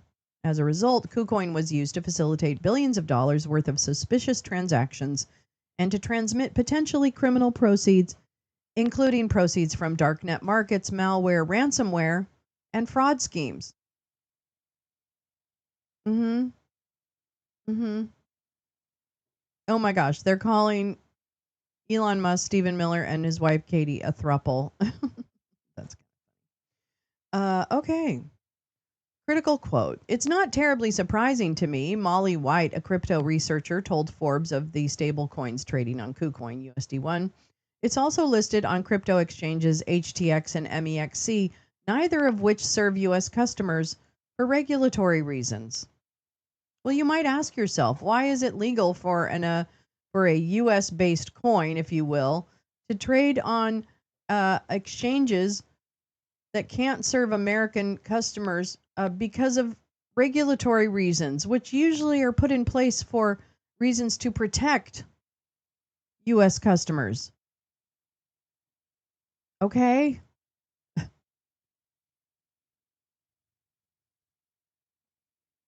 The terms of the deal between World Liberty Financial and KuCoin are not clear, citing a manual non-disclosure agreement. A spokesperson for KuCoin said they were unable to share details of the business relationship. Wouldn't it be better if we didn't have NDAs? Wouldn't it be better? Typically, however, both parties earn trading fees while some exchanges also charge listing fees and generate additional profits from market making, White said. An ethics white paper the Trump Organization released in January noted the Constitution does not bar a president from owning, operating, or managing a private business. But to avoid the appearance of any conflict, the company said it hired outside ethics advisor. Oh, who's that? Is it Steve Wynn?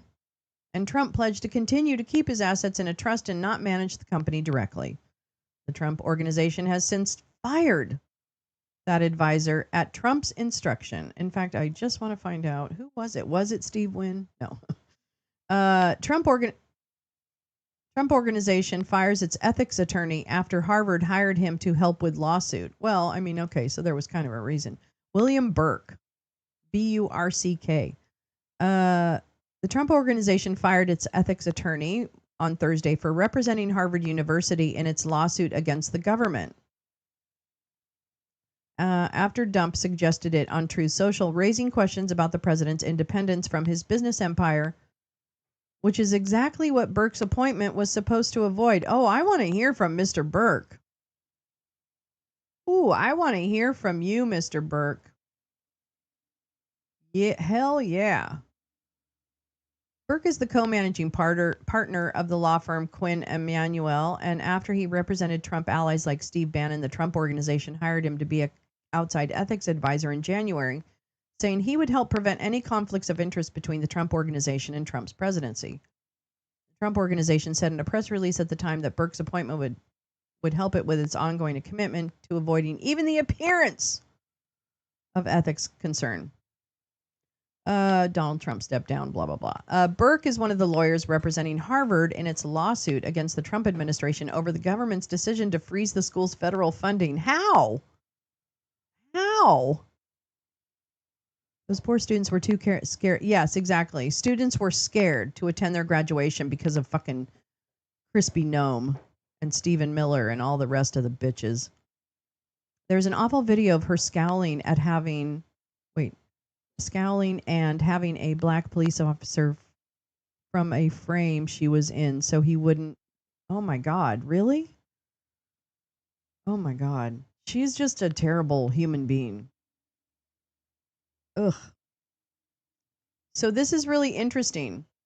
Burke is now one of the lawyers representing Harvard in its lawsuit against the Trump administration over the government's decision to freeze the school's federal funding, arguing the Trump administration's actions violate the First Amendment by interfering with private actors' speech to advance its own vision of ideological balance. That's crazy. That's crazy. Hi, Jim Dish. I don't know. That's insane. World Liberty Financials or Trump Organization, I'm not sure which, I guess it was the Trump Organization, ethics attorney was still employed by the Trump Organization, and then took a job representing Harvard against the Trump administration. What does that guy know? I need to know.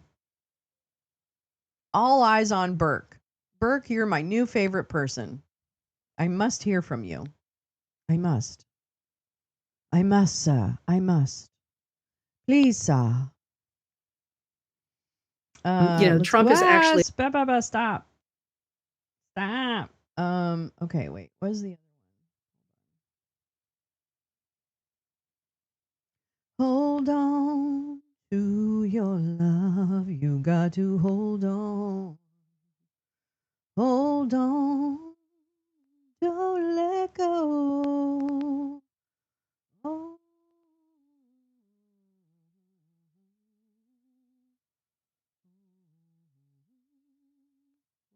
Oh, I want to watch this. I'm sorry.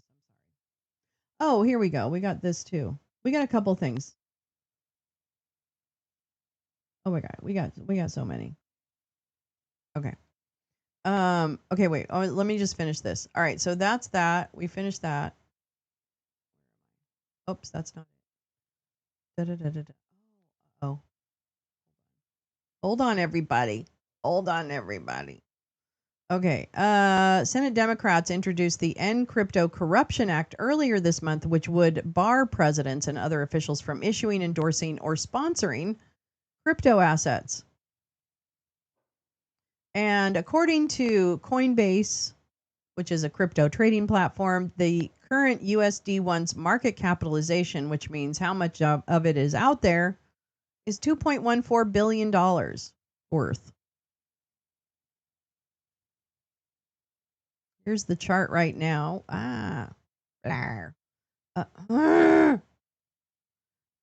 Okay, so this is a day. Let's see. What can you show me a better range? Let's see what they're saying here. Okay, market cap 2.15 billion. It's gone up a little bit.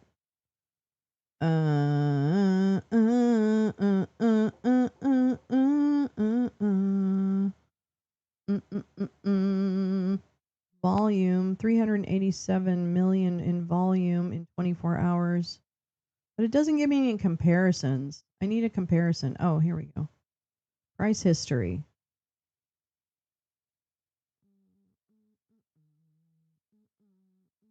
That's kind of a good website. I'm going to hold on to that one. I'm going to hold on to you. You're really good. Okay, let me see. I've got more. Don't go anywhere. I've got more. You're not going anywhere. Stop it.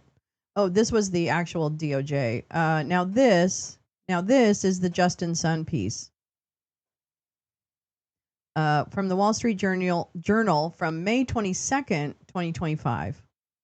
A crypto billionaire who feared arrest in the U.S. returns for dinner with Trump.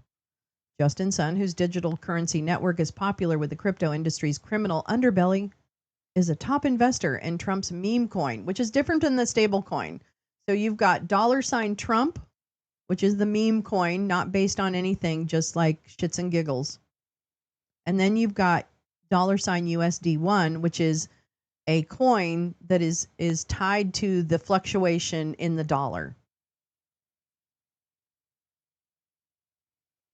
Let's see. Back in the day, I had to work in eastern Kazakhstan, where I met with Mongolia and China. When I was working for Flynn, by the way, everybody lived in yurts. They all had satellite dishes and watched Baywatch. Baywatch was globally popular. I mean, really crazy. Max says Penny Pritzker, billionaire businesswoman and former U.S. Secretary of Commerce, is a prominent figure at Harvard. She is the senior fellow of the Harvard Corporation, the university's governing board. Oh, yeah, Penny, the Pritzkers aren't to be fucked with. Let me tell you, J.B. Pritzker, I mean, I knew of the Pritzker family through the foundation, and that family did not fuck around, and they had some pretty good like North Stars, about humanity, even though they're like wealthy, because I think they're the Hyatt. I think they're the founders of the Hyatt Hotel, whatever. So they're billionaires from way back when. I'm Dan Bongino. I'm Dan Bongino. Yeah. Yeah. Don Bongino, did he cry? Oh my God. What? Wait, what? Wait, what's going on? What's the breakdown? My wife is, I mean, I gave up everything for this. I mean, my wife is struggling. I'm not a victim. I'm not Jim Comey. It's fine. I did this and I'm proud I did it. But if you think we're there for tea and crumpets, well, I mean, Cash is there all day. We share it. Our offices are linked. He turns on the faucet. I hear it. He's there at, what? He gets in at like 6 o'clock in the morning. He doesn't leave till 7 at night. How do you know? I'm in there at 7:30 in the morning. How do you know he's there at 6? He uses the gym. I work out in my apartment. But I stare at these four walls all what? day in D.C., by myself, divorced from my wife. Not divorced, but I mean separated, divorced. And it's hard. I mean, we love each other, and it's hard to be apart. But you're doing some great work. You're straightening out the FBI. You're moving buildings. There's a lot of change. I got one more thing. I mean, I gave up everything for this. I mean, I gave up everything for this. What about it? Help me. Let's see. He sleeps there. Yeah. Does he sleep there? Wow. Well, there you go. Heard it here first. Bongino can always quit his government job and reconcile with his wife, but that would take empathy and a commitment of the heart, which he doesn't have. I think his wife might be better off without him. I don't know. I'm just guessing. I'm kind of spitballing here, but I think that might be the case. Meanwhile, his boss, Kash Patel, is flying back and forth with his girlfriend to Las Vegas. Hell yeah. Whoop, whoop. I gave up a shitty podcast for this. Didn't he get shit canned by this fucking network that he's sitting on? Come on now. Give me a break. Dan. All right. I want to play you another bitty coin thing. Wait, let me make sure I finished all my little stuff here. Okay. Did I finish all the little stuff? Oh, Justin Sun. I didn't finish that. No! I thought this was a gift link. I went to Circus and I fell asleep in the parking lot. My JD Vance impression from the Bitcoin conference. Sorry. Archive. Oh my God. It's all too much. Wow, you are going to be denied today, lady. Lady. Nobody wants to play. Nobody wants to play with you. Okay, that's fine. But I'll find that. Whatever. Justin Sun, he's a criminal. Shocker. Shocker. Bongino ran for office many times in Maryland where he was humiliated, defeated. I have a feeling humiliation and defeat are kind of in his wheelhouse. If you catch my drift. Okay, I want to go to this. They started at. Okay, slow down, mister. This, for those of you who know, I really like this. This guy he calls himself Coffeezilla or Voidzilla on YouTube, and he kind of calls out crypto scams. And we've watched a couple of his things. This one's 15 minutes. It's kind of long. I actually haven't watched all of this, so forgive me. But it has to do with the Bitcoin conference that we watched a little bit of yesterday when JD Vance admitted to having things in his behind when he passed out drunk in the Circus parking lot. So I think it's relevant, I guess. Here we go. As anti-government, anti-central control have now started to fully embrace it, and you've got a bunch of billionaires and oligarchs that sort of control Bitcoin's community in a weird way. And I want to flag it. I want to flag the rise of Bitcoin strategic reserves, which are not strategies, and the weird direction this is going. It's just ironic because of what Bitcoin sort of started out as a way to get around the government, get around censorship, things like that. But now that you have government starting to accumulate this stuff, you've got the increase of rich and powerful people starting to accumulate this stuff. The question is, what is it doing anymore? Is it even trying to achieve the same goals, or is it just about the price going up? So I first started thinking about this when I saw Bitcoin 2025. That's the annual conference where a lot of these enthusiasts get together.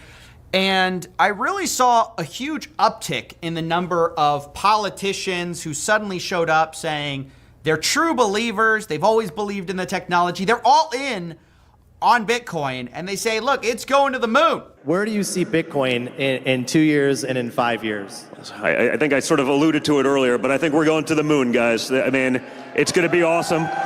Just stay in, stay strong. We're like I said, we're in it from all these different ways, whether it's Truth Social, whether it's what we're doing with American Bitcoin on the mining side, World Liberty Financial, on the DeFi platform stuff. I mean, we're true believers. That's right, guys. True believers. They've been true believers for months now. Okay, they're hardcore. Listen, with the obvious focus here of this whole conference was a lot, unfortunately, about price, numbers, to the moon. That's what a lot of this was centered around. It almost stretches the imagination to think of any other industry unironically saying we're going to the moon. Like, hey, where do you see computers in 5 years? To the moon. Where do you see AI? To the moon, bro. We're on the moon. You can't imagine. It doesn't make sense in any other context other than somehow crypto. This is sort of a normal thing to say.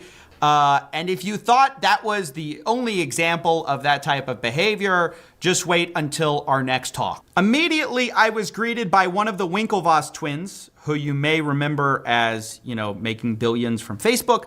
And they're on stage with David Sachs, who's the crypto czar of the government of the United States. That's who's up to answer some questions. And they sort of have to ask David an important question. This is the crypto czar. What do they ask? Something about capital gains tax. No. I think it'd be great if the U.S. government started proactively acquiring Bitcoin. What do you guys think about that? That's about as big a rise as Fire Gary Gensler getting last summer. So the question and the big applause break is, hey, can the government pump my bags? It's kind of what it comes down to. I mean, do the people at the conference really care if the American government has a bunch of Bitcoin or not? No, they care because that will generate price movement in the upward direction. So it's just such a departure. It's such a strange thing to beg Daddy Warbucks, who you've been saying this entire time you don't need them, you don't need the government, you hate the government. Now, the big applause break, the big thing that the two billionaire twins ask the crypto czar is, can you please buy my internet beans from me? The other strange implication I found weird about this whole thing is you have the Trump sons there as well. They have huge Bitcoin businesses now, a Bitcoin mining business. Then you have Trump Media Group raising $2.5 billion worth of Bitcoin. It's a little strange. The only thing I can relate it to is there's a famous example of Jimmy Carter. He put his peanut farm into a blind trust so he wouldn't enrich himself. But imagine if Jimmy Carter then established a strategic peanut reserve to then pump the price of his farm's peanuts. I mean, I'm not saying that's why the government established a strategic Bitcoin reserve. I'm saying that one effect of having first you buy a bunch of Bitcoin, right? And you get a bunch of Bitcoin businesses, and then you just have the government buy a bunch of Bitcoin. You're pumping your own bags with the taxpayer money. That's kind of weird. Now, I have to be clear that David Sachs maintained that the only way the government would buy Bitcoin for this Bitcoin reserve is if they did it in like a revenue neutral way where it wouldn't increase the debt. But I also have to be clear that you still are buying it. This revenue neutral way is just finding money that would have gone somewhere else, could have gone to anything. Like you could have bought NVIDIA stock in a revenue neutral way. You could have bought the S&P 500 in a revenue neutral way, just funnel it from one thing to another. So this whole thing is more about optics than it really is about the actual effect. It's just so people won't freak out thinking their taxpayer money is going to buy Bitcoin, even though that's sort of what's going on if you really pay attention. So if we can convince Howard Lutnick, who's the Commerce Secretary, or Scott Bessent, who's the Treasury Secretary, to buy some, and they can figure out how to fund it, without a new tax or without adding to the debt, then maybe find the money from some other program that's not using it, then we could potentially acquire more Bitcoin. Yeah, cool, I guess. Again, the question is like, why Bitcoin over any other commodity other than price go up? I guess that's what everyone's just thinking. Like, look at the price of Bitcoin. It's always gone up, so it's always going to go up forever. That's how these things work. And this is where I want to pivot to the Michael Saylor talk, where he sort of explicitly addresses this question of why Bitcoin over anything else. And he says, well, Bitcoin has outperformed the S&P 500. Bitcoin. What gives you such strong conviction in that choice? Well, Bitcoin's the only digital commodity. And if you're going to be a public company, then you need to be capitalized on a commodity. And Bitcoin is the first commodity in the history of the world that outperforms the S&P index on a consistent basis. So if you are a public company, it's a very simple choice. There's one best asset, and there is no second best asset, right? Whoa, whoa, Michael whoa. Saylor? Hey, look, it's the guy selling a second best asset. If you don't know, Michael Saylor, who's famous for saying there is no second best asset, has gotten super rich from selling his company, Strategy, which uses Bitcoin and like wraps itself as sort of a Bitcoin vehicle, but with extra fees and other problems. So it's very strange to hear him say that, but there's just this hilarious irony that even if you swallow the idea that there is no second best asset, there's no other asset that's like Bitcoin, it will always outperform the S&P 500. Even if you believe that, it could continue to do that forever. You have to see the irony in Michael Saylor's whole shtick is selling his company and these convertible bonds as a way to get access to Bitcoin. When you could really argue there was a reason to do this back when it was harder to get access to Bitcoin. Now that there's a bunch of ETFs with this stuff, by the way, this is just a press announcement. They're constantly buying Bitcoin. That's Michael Saylor's whole thing. And you'll see that the price of Bitcoin and MicroStrategy, relatively, MicroStrategy has sort of blown up as people have used it to speculate on the price of Bitcoin. But what people don't know is that while Michael Saylor gets incredibly rich, all of these companies who've done this thing where like they make themselves like Bitcoin, but just a company that holds Bitcoin, like they're not doing much anymore. Michael Saylor's software business does very little compared to the amount of Bitcoin they're hoarding up, right? So they're really a Bitcoin wrapper. There's multiple companies trying to do this now to make themselves attractive in that way. The problem is you could just buy Bitcoin, or you could buy their thing where you have a bunch of CEOs getting paid, a bunch of workers getting paid, a bunch of dilution, other compensation, and you're just missing out. It's just a strange thing. So it's funny that they're like, there's no second best asset. Here's another people who did the Bitcoin strategic announced strategy. That's the whole thing with Trump media as well. It's just impossible to justify these Peter things Thiel as and J.D. anything Vance. but worse than the commodity itself. If what you think is actually great about the thing is the commodity. It's like buying a company that hoards gold instead of just buying the gold yourself. Now you're taking fees because the guys who run it have to get paid. The logistics, they have to get paid. They're going to take a spread on the acquisition fee. And then at the bottom line, when the company goes bankrupt, is that really your goal? The same question can be stated about Bitcoin as well. So all these, the irony is the people on stage at Bitcoin 2025 saying there's no such thing, no second best asset, they've gotten incredibly wealthy selling something other than the thing. It just goes to the lack of clarity and lack of a mission in the Bitcoin 2025 conference outside of price is the thing. It will outperform the S&P 500 as long as the government can keep buying it, as long as we can get new buyers in this thing. It's so strange and departed from the sort of original thing, which I guess, you know, the original buyers, I guess by definition, were sort of more in it for the technology, the philosophy of it. And it has just become a shell game of like, how much higher can we pump the price? Now, that being said, I want to be clear, unlike some people who prognosticate on the imminent collapse of Bitcoin to $0, I'm not going to do that. I'm not even going to tell you that the price isn't going to go up. I don't know what the price is going to do. In fact, the government might be buying Bitcoin. I don't know, right? I don't know what you should do with your money. I know you shouldn't give it to these guys, right? Anybody wearing an orange hat with a company, beware. I also know that we're not in the first inning. This is something that people in crypto like to say is like, we're literally so early. The government's talking about Bitcoin. The president's buying Bitcoin. We're not, I don't know if we're in the last inning, but we're not in the first inning. We often talk about baseball games as being sort of the metric for how early things are, and we're literally in the first inning. And let me tell you, this game's going to overtime. So... look at the audience. This game's going to overtime. Listen, do you guys actually, does anybody believe this stuff? I don't know if he even believes it, or is that just something the company, you have to say as a guy with a company attached to crypto.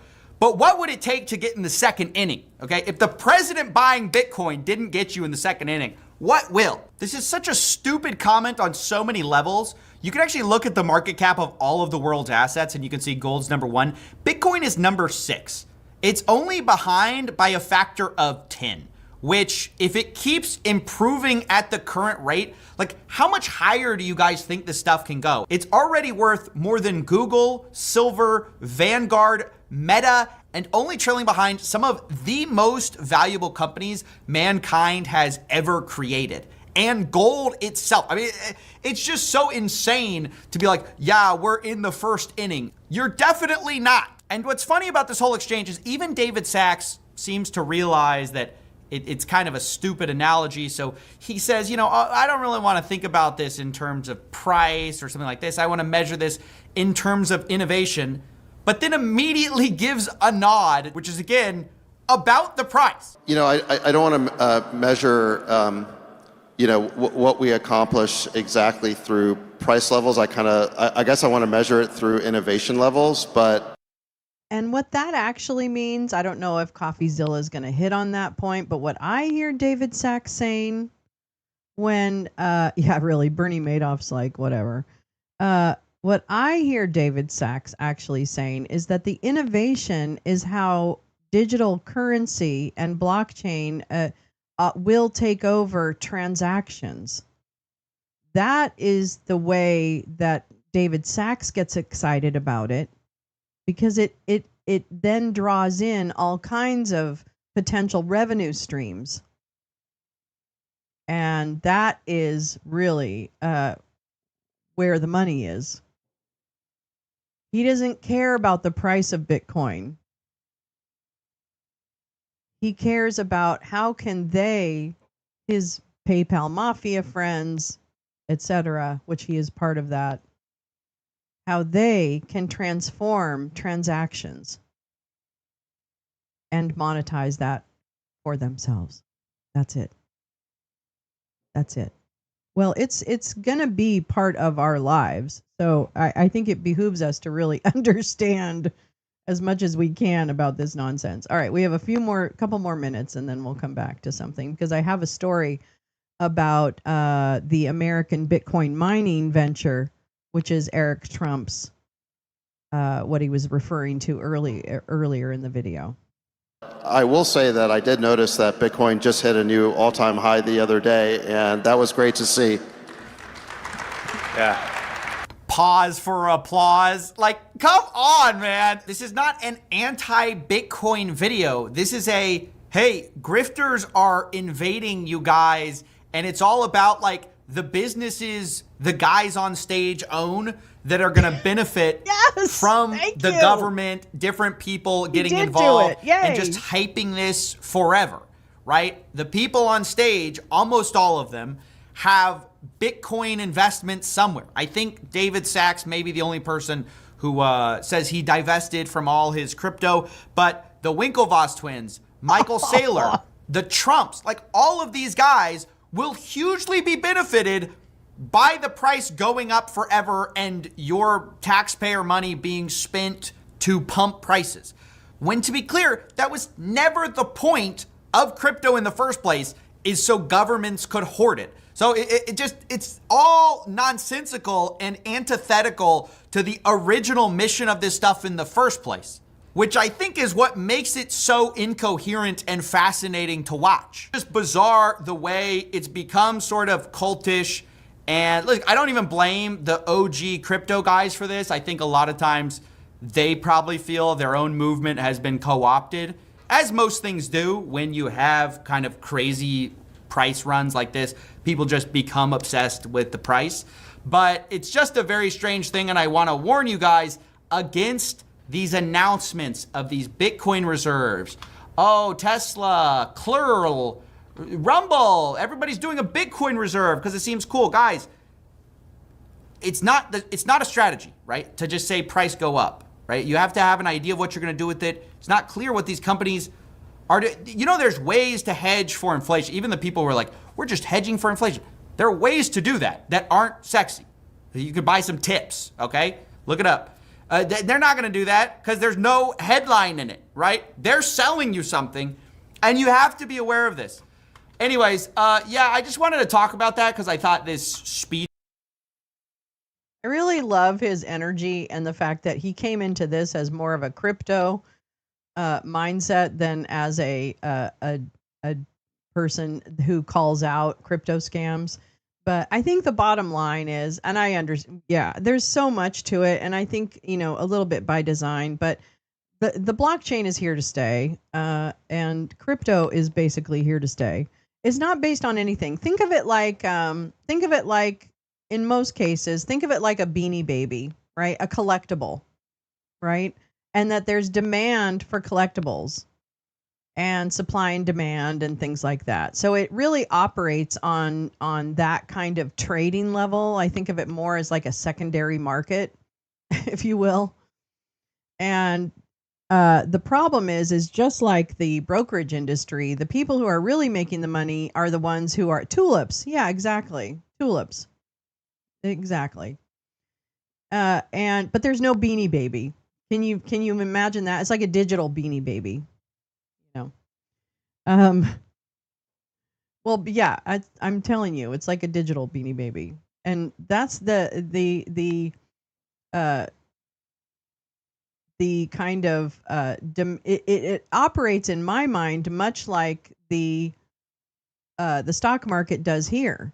If you think about it, again, stocks are based on, I guess, something real, the earnings of a company, etc. But they also have a deeply psychological that psychology and market movements are very much interrelated. And that is the part that you can't really tell. So yeah, they need more investors because then, yeah, exactly, Neil. It is a Ponzi scheme to that point where you get people to buy something that they think is going to rise and then they're going to get out. You see what I'm saying? And this is not a terribly fungible market, right? Not many places you can go in and use your Bitcoin to buy things. Some you can, but it's just at the very beginning stages of that type of level of transactions. But his point, and I think it's really good, is that, I know, Max, I know. But the bottom line is people will create value even if there isn't an underlying asset. I mean, the dollar doesn't move with gold, does it? It doesn't move with the gold price, does it?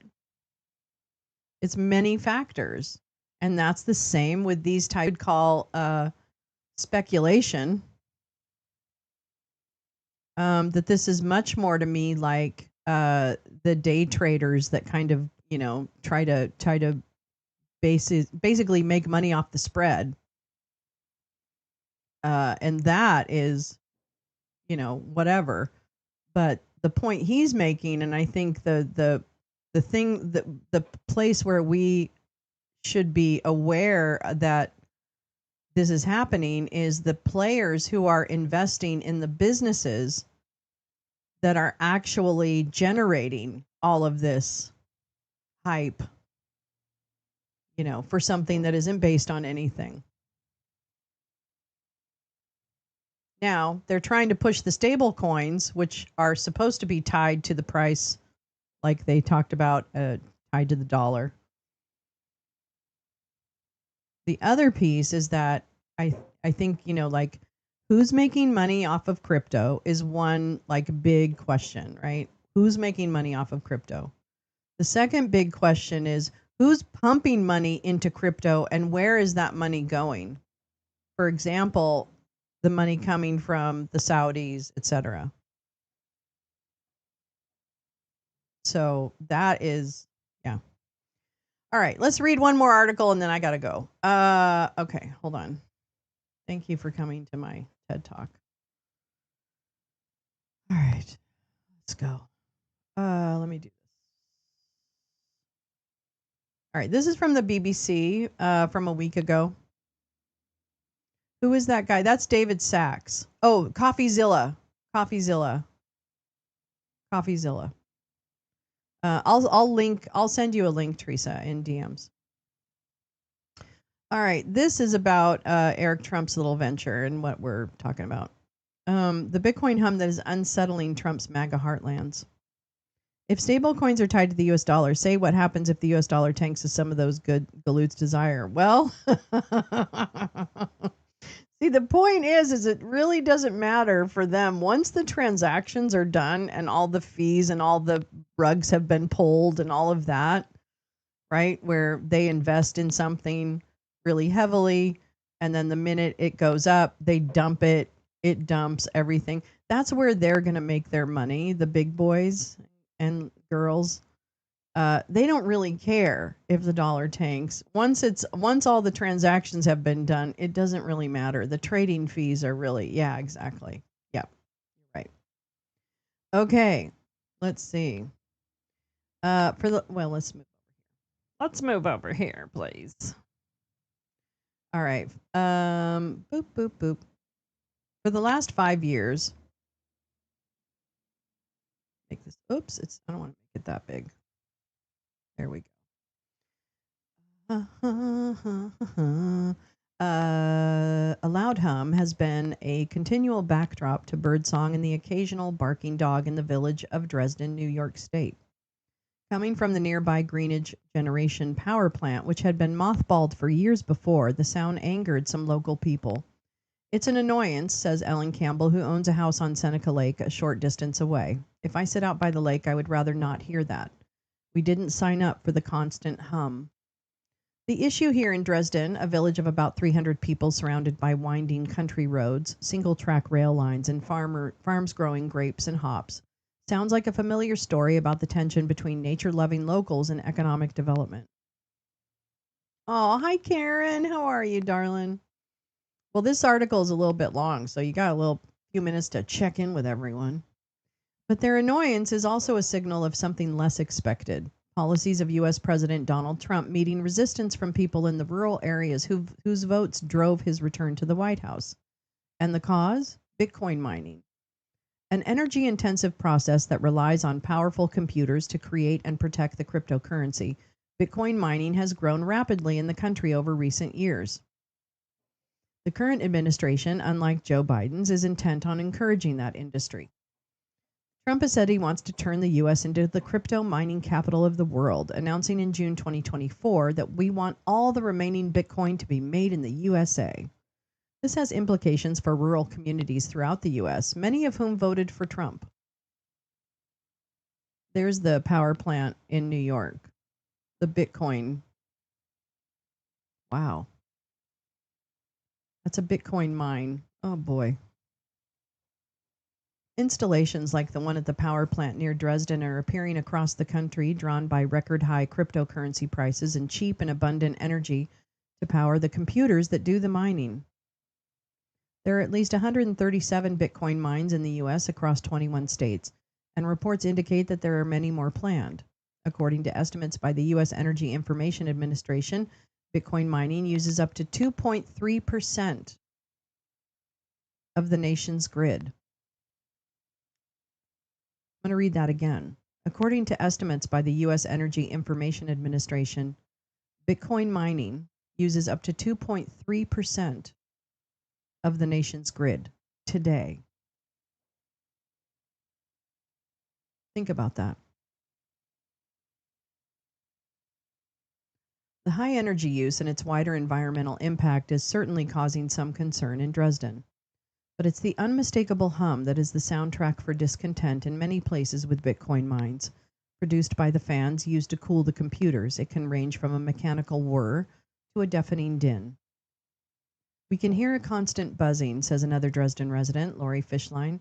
It's a constant, loud humming noise that you can't ignore. It was never present before and has definitely affected the peaceful atmosphere of our bay. Such is Ms. Campbell's annoyance with the Trump Bitcoin backing, her political allegiance to the Republicans is being tested. Right now, I'm not real happy about that party, she says. The conflict in Seneca Lake is being played out nationwide. Hi, darling. Hi, Karen. How are you? The conflict in Seneca Lake is being played out nationwide, which could pose problems for a White House intent on pursuing a pro-cryptocurrency agenda. A little over 100 miles west of Dresden, a backlash in the U.S. border town of Niagara Falls prompted the local mayor, Robert Restaino, a Democrat, to issue a moratorium on new mining activity in December 2021. And the following year, noise limits of 40 to 50 decibels near residential areas were imposed. He said the noise pollution of this industry is like nothing else. Locals describe the sound as similar to that of a 747 jet or as grating as having a toothache 24 hours a day, claiming that the noise drowned out the sound of the nearby waterfalls. And in Granbury, Texas, a 24-foot high sound barrier was erected in 2023 at a mining site after residents complained to public officials that the nonstop roar was keeping them awake and giving them migraines. All of these Bitcoin operations opened before Trump's return to the White House, but the opposition they have generated suggests public officials in Republican voting areas are likely to find themselves coming under continued pressure from local people who oppose further Bitcoin mining expansion. If this happens, could Trump's crypto dreams be derailed in his own backyard? Less than 4 years ago, Trump said Bitcoin seems like a scam, yet those reservations have now gone. The Trump family has since started the crypto firm World Liberty Financial, and Trump launched his own cryptocurrency, $Trump.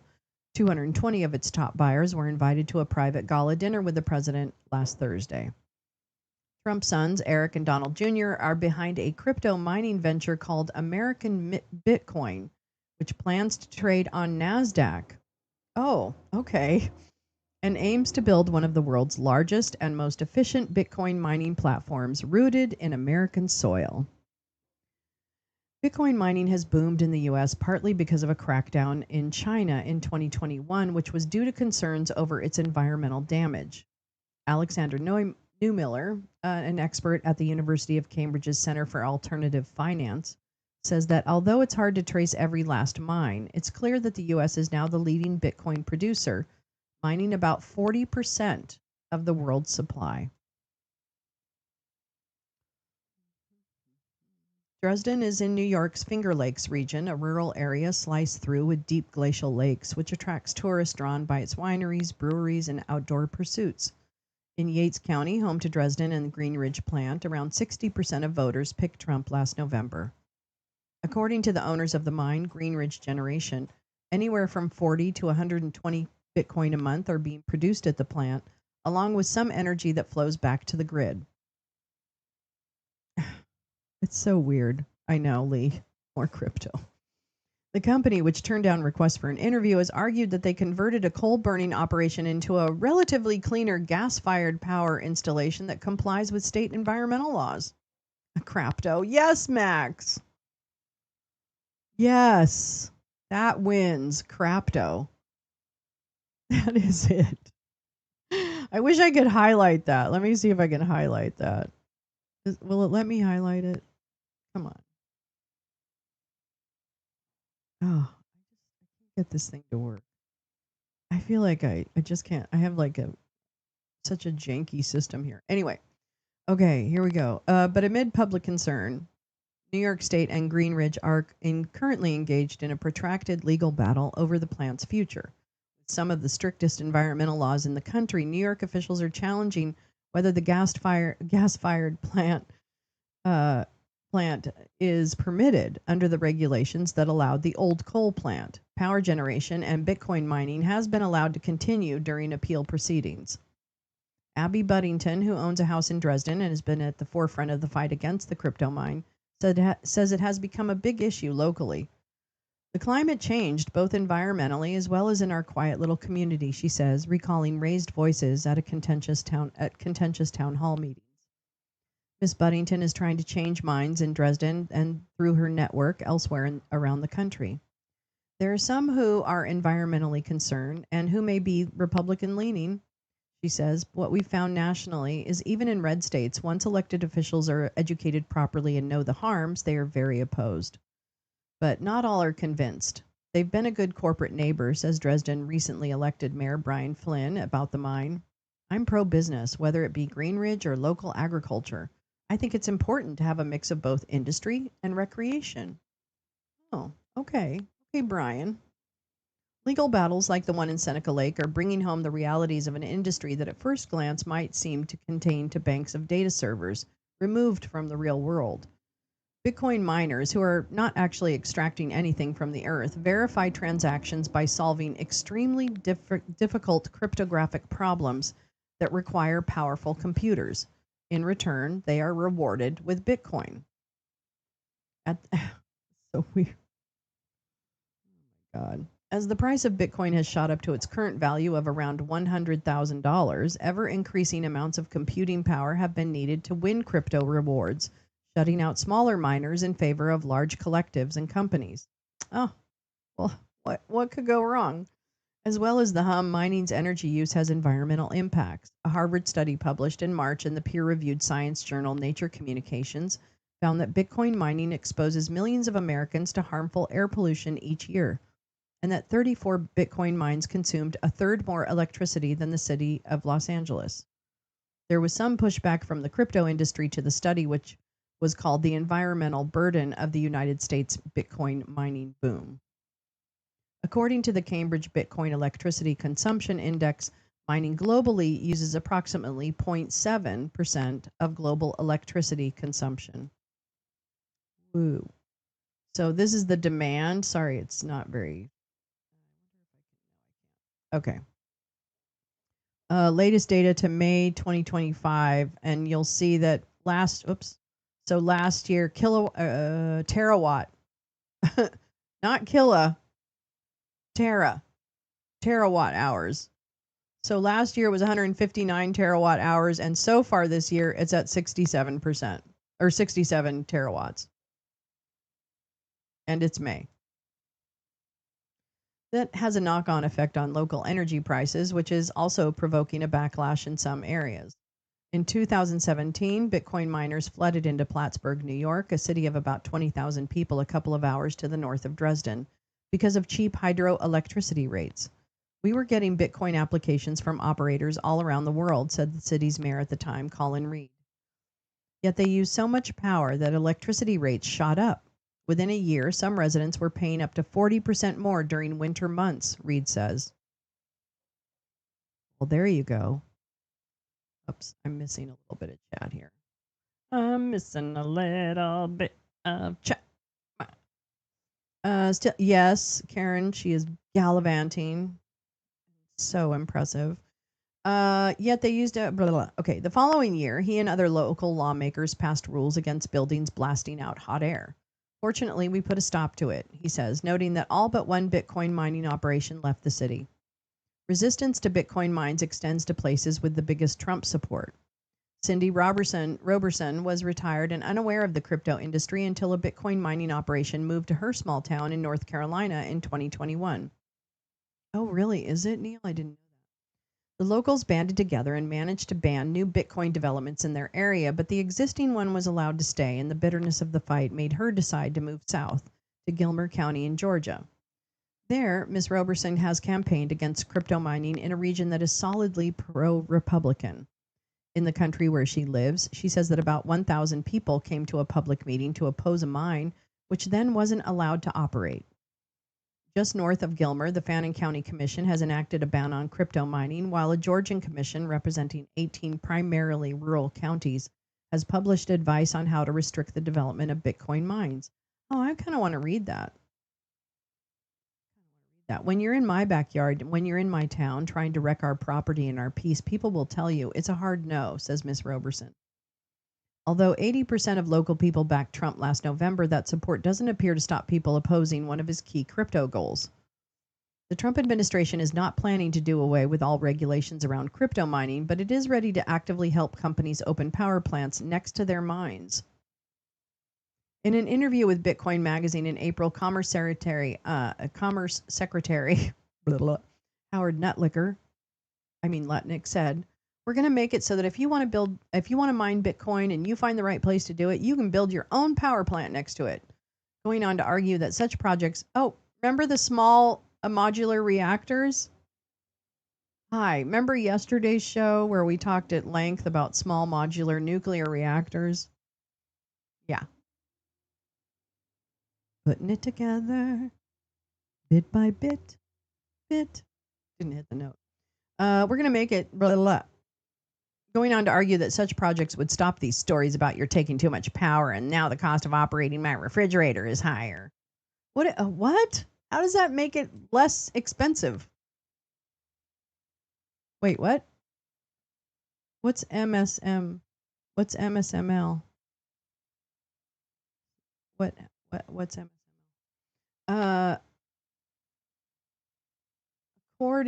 The next generation of miners will be able to control their destiny, control the cost of power, and I think that is going to turbocharge Bitcoin mining in America. Manitoba, what's happening?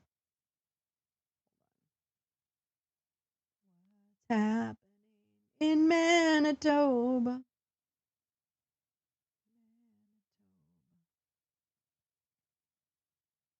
Oh, wildfires. Oh, hold on.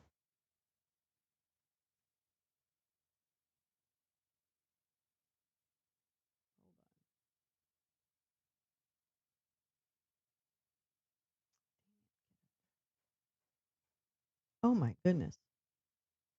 Here we go. Hold on. Oh, sorry. Here we go. Thousands in Canada's Manitoba ordered to evacuate in wildfire emergency. Look at the fucking size of that fire. Oh my goodness. More than 17,000 people in Canada's western Manitoba province were being evacuated on Wednesday as the region experienced its worst start to the wildfire season in years. The Manitoba government has declared a province-wide state of emergency. Wab Kinu told the new, I hope I said that right. This is the largest evacuation Manitoba will have seen in most people's living memory. Military aircraft would be deployed imminently to help people move out of endangered remote northern communities to safety, along with additional firefighting resources. The climate crisis has made wildfires in Canada more frequent and intense. The country has been hit with devastating fires in recent years. All that. Oh my Lord. Oh. The evacuations include the town of Flin Flon, where 5,000 residents were told earlier to get ready to flee on a moment's notice as a major wildfire bore down on the mining town, which is named after a fictional character in a 1905 paperback novel. Residents of several of the remote towns and indigenous communities have also now been told to leave. Most of the evacuees are expected to be transported to the Manitoba capital of Winnipeg.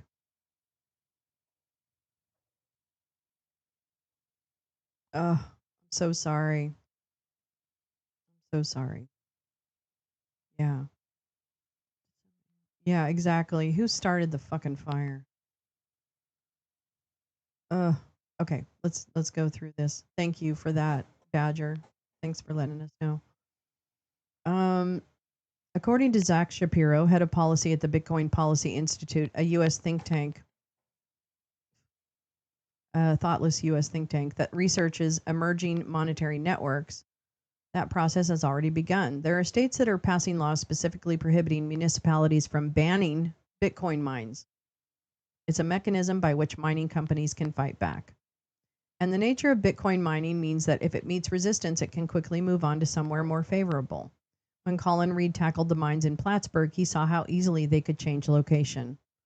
This industry is really footloose, he said. When we told these companies they couldn't have more power without going through hoops, they packed up and went to a community where they didn't have such strict requirements.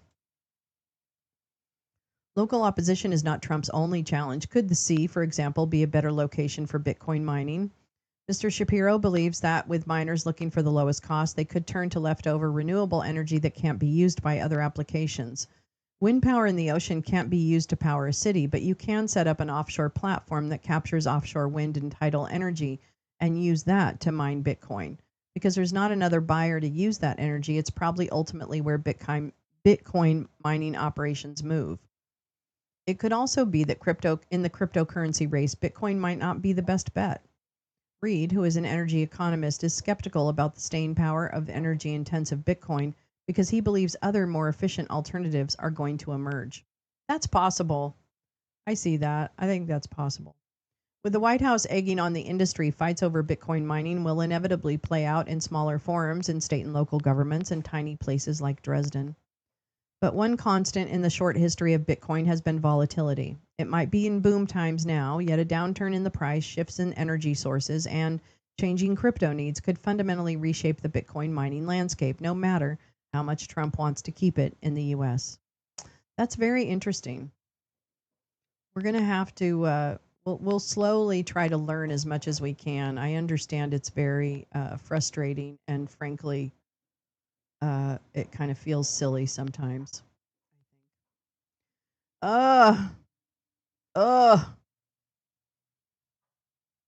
Yikes. I know. Oh my God. That's actually sums it up a lot, doesn't it? Well, I'm going to let you go for this morning, but I really appreciate you coming by and spending some time with me. I really do. Thank you so much. Thank you, Gal, for the amazing links that you always provide on the fly. I'm so grateful to you for doing that. Thanks for Teresa, because she gave us a couple of these stories today, or at least I stole them from her. I shouldn't say she gave them. I went and found them, but they are a Teresa Carter find. That cat. Someone just released Taco Don's college report card. 1.28 GPA. Who did that? Who did that? All right. Today is Radicalized Pod. So for those of you who imbibe, please join Radicalized Pod. I think 4 p.m. I'm not really sure. West on the West Coast, etc. +3 on the East. So check in with Radicalized Pod to see what mayhem they are up to today. And then I will be here tomorrow. Oh, no, I won't. Oh, my God. Tomorrow's my day off. Kind of, sort of, maybe. I better make good use of it. Maybe write some songs. Maybe finish some songs. Carla has been sending some great lyrics for our Pure Imagination song. So I'm excited about that. So maybe I can work on that. And then lounge on Saturday. And tomorrow night is the movies. Okay, we got to figure out what the frickin'... No, there's no Twice Baked. I'm sorry. But I will be back on Saturday night, and I'll be in Discord. I want to spend a little more time in Discord. You guys are dropping such great links in Discord. I keep missing. It's just really hard. hard to keep up with you guys. You guys are really amazing. So please don't stop. Please don't stop using the Discord for all the drops that you guys make. I'm so grateful. I just love how active, and I really appreciate it. All the stuff is so great. So I promise to kind of keep up a little better. And then we do still have to pick some movies for tomorrow night. I put a suggestion for the B movie in Max. If you saw that, I hope you saw that, and it looks like it's available in Oz, so it would be no problem for GP. But then we need to pick a main feature. Okay, so can you guys be thinking about what movie you want to watch? Okay. Yeah, probably fabricated, but I'll allow it. Yeah, exactly. I'll take it. So if a company formed that can build offshore energy plants for Bitcoin mining, that would be a great investment opportunity. I can't imagine there aren't. I suggest a separate cat GIF channel on your Discord. Uh-oh. Someone getting down with the cat GIFs. Scroll, baby, scroll. You got to push it up then. You got to push up the feed. I can't control the cat GIFers. I can't control those two. I can't control Carla or GP. They just want to cat GIF it up. You tell them one thing that gets you, and man, they're gonna go deep. Oh man, Neil does. Oh man, we got a mutiny. We got a cat mutiny. It's a catastrophe. Hey, you know what? Take it up with the cat GIFers. That's what I say. Take it up with the cat GIFers. Fight it out. Fight it out in Discord. All right. Have a great fucking Thursday. Okay. Oh, good. I hope so. I hope everybody pulls out of the U.S. Yes. See you on the RadPod chat. All in favor? You faxed the trivia board. No response. I don't think they want to get involved in the GIF game. I don't think they're involved in the GIFs. I think they stay away from that. It's like kryptonite. As you can tell, they're just not answering you. Yeah. I just say until this ends, we get nothing. We get nothing from the world. Except for medicine. Keep sending the medicine. People need it. I don't want people to hurt because we have an idiotic administration. Okay, I promise I'm letting you go. All right, I love you guys. Have a great Thursday, and I will see you definitely in Discord, and I will see you at the lounge on Saturday night so I can scold you all. Okay? So be ready to be scolded on Saturday night.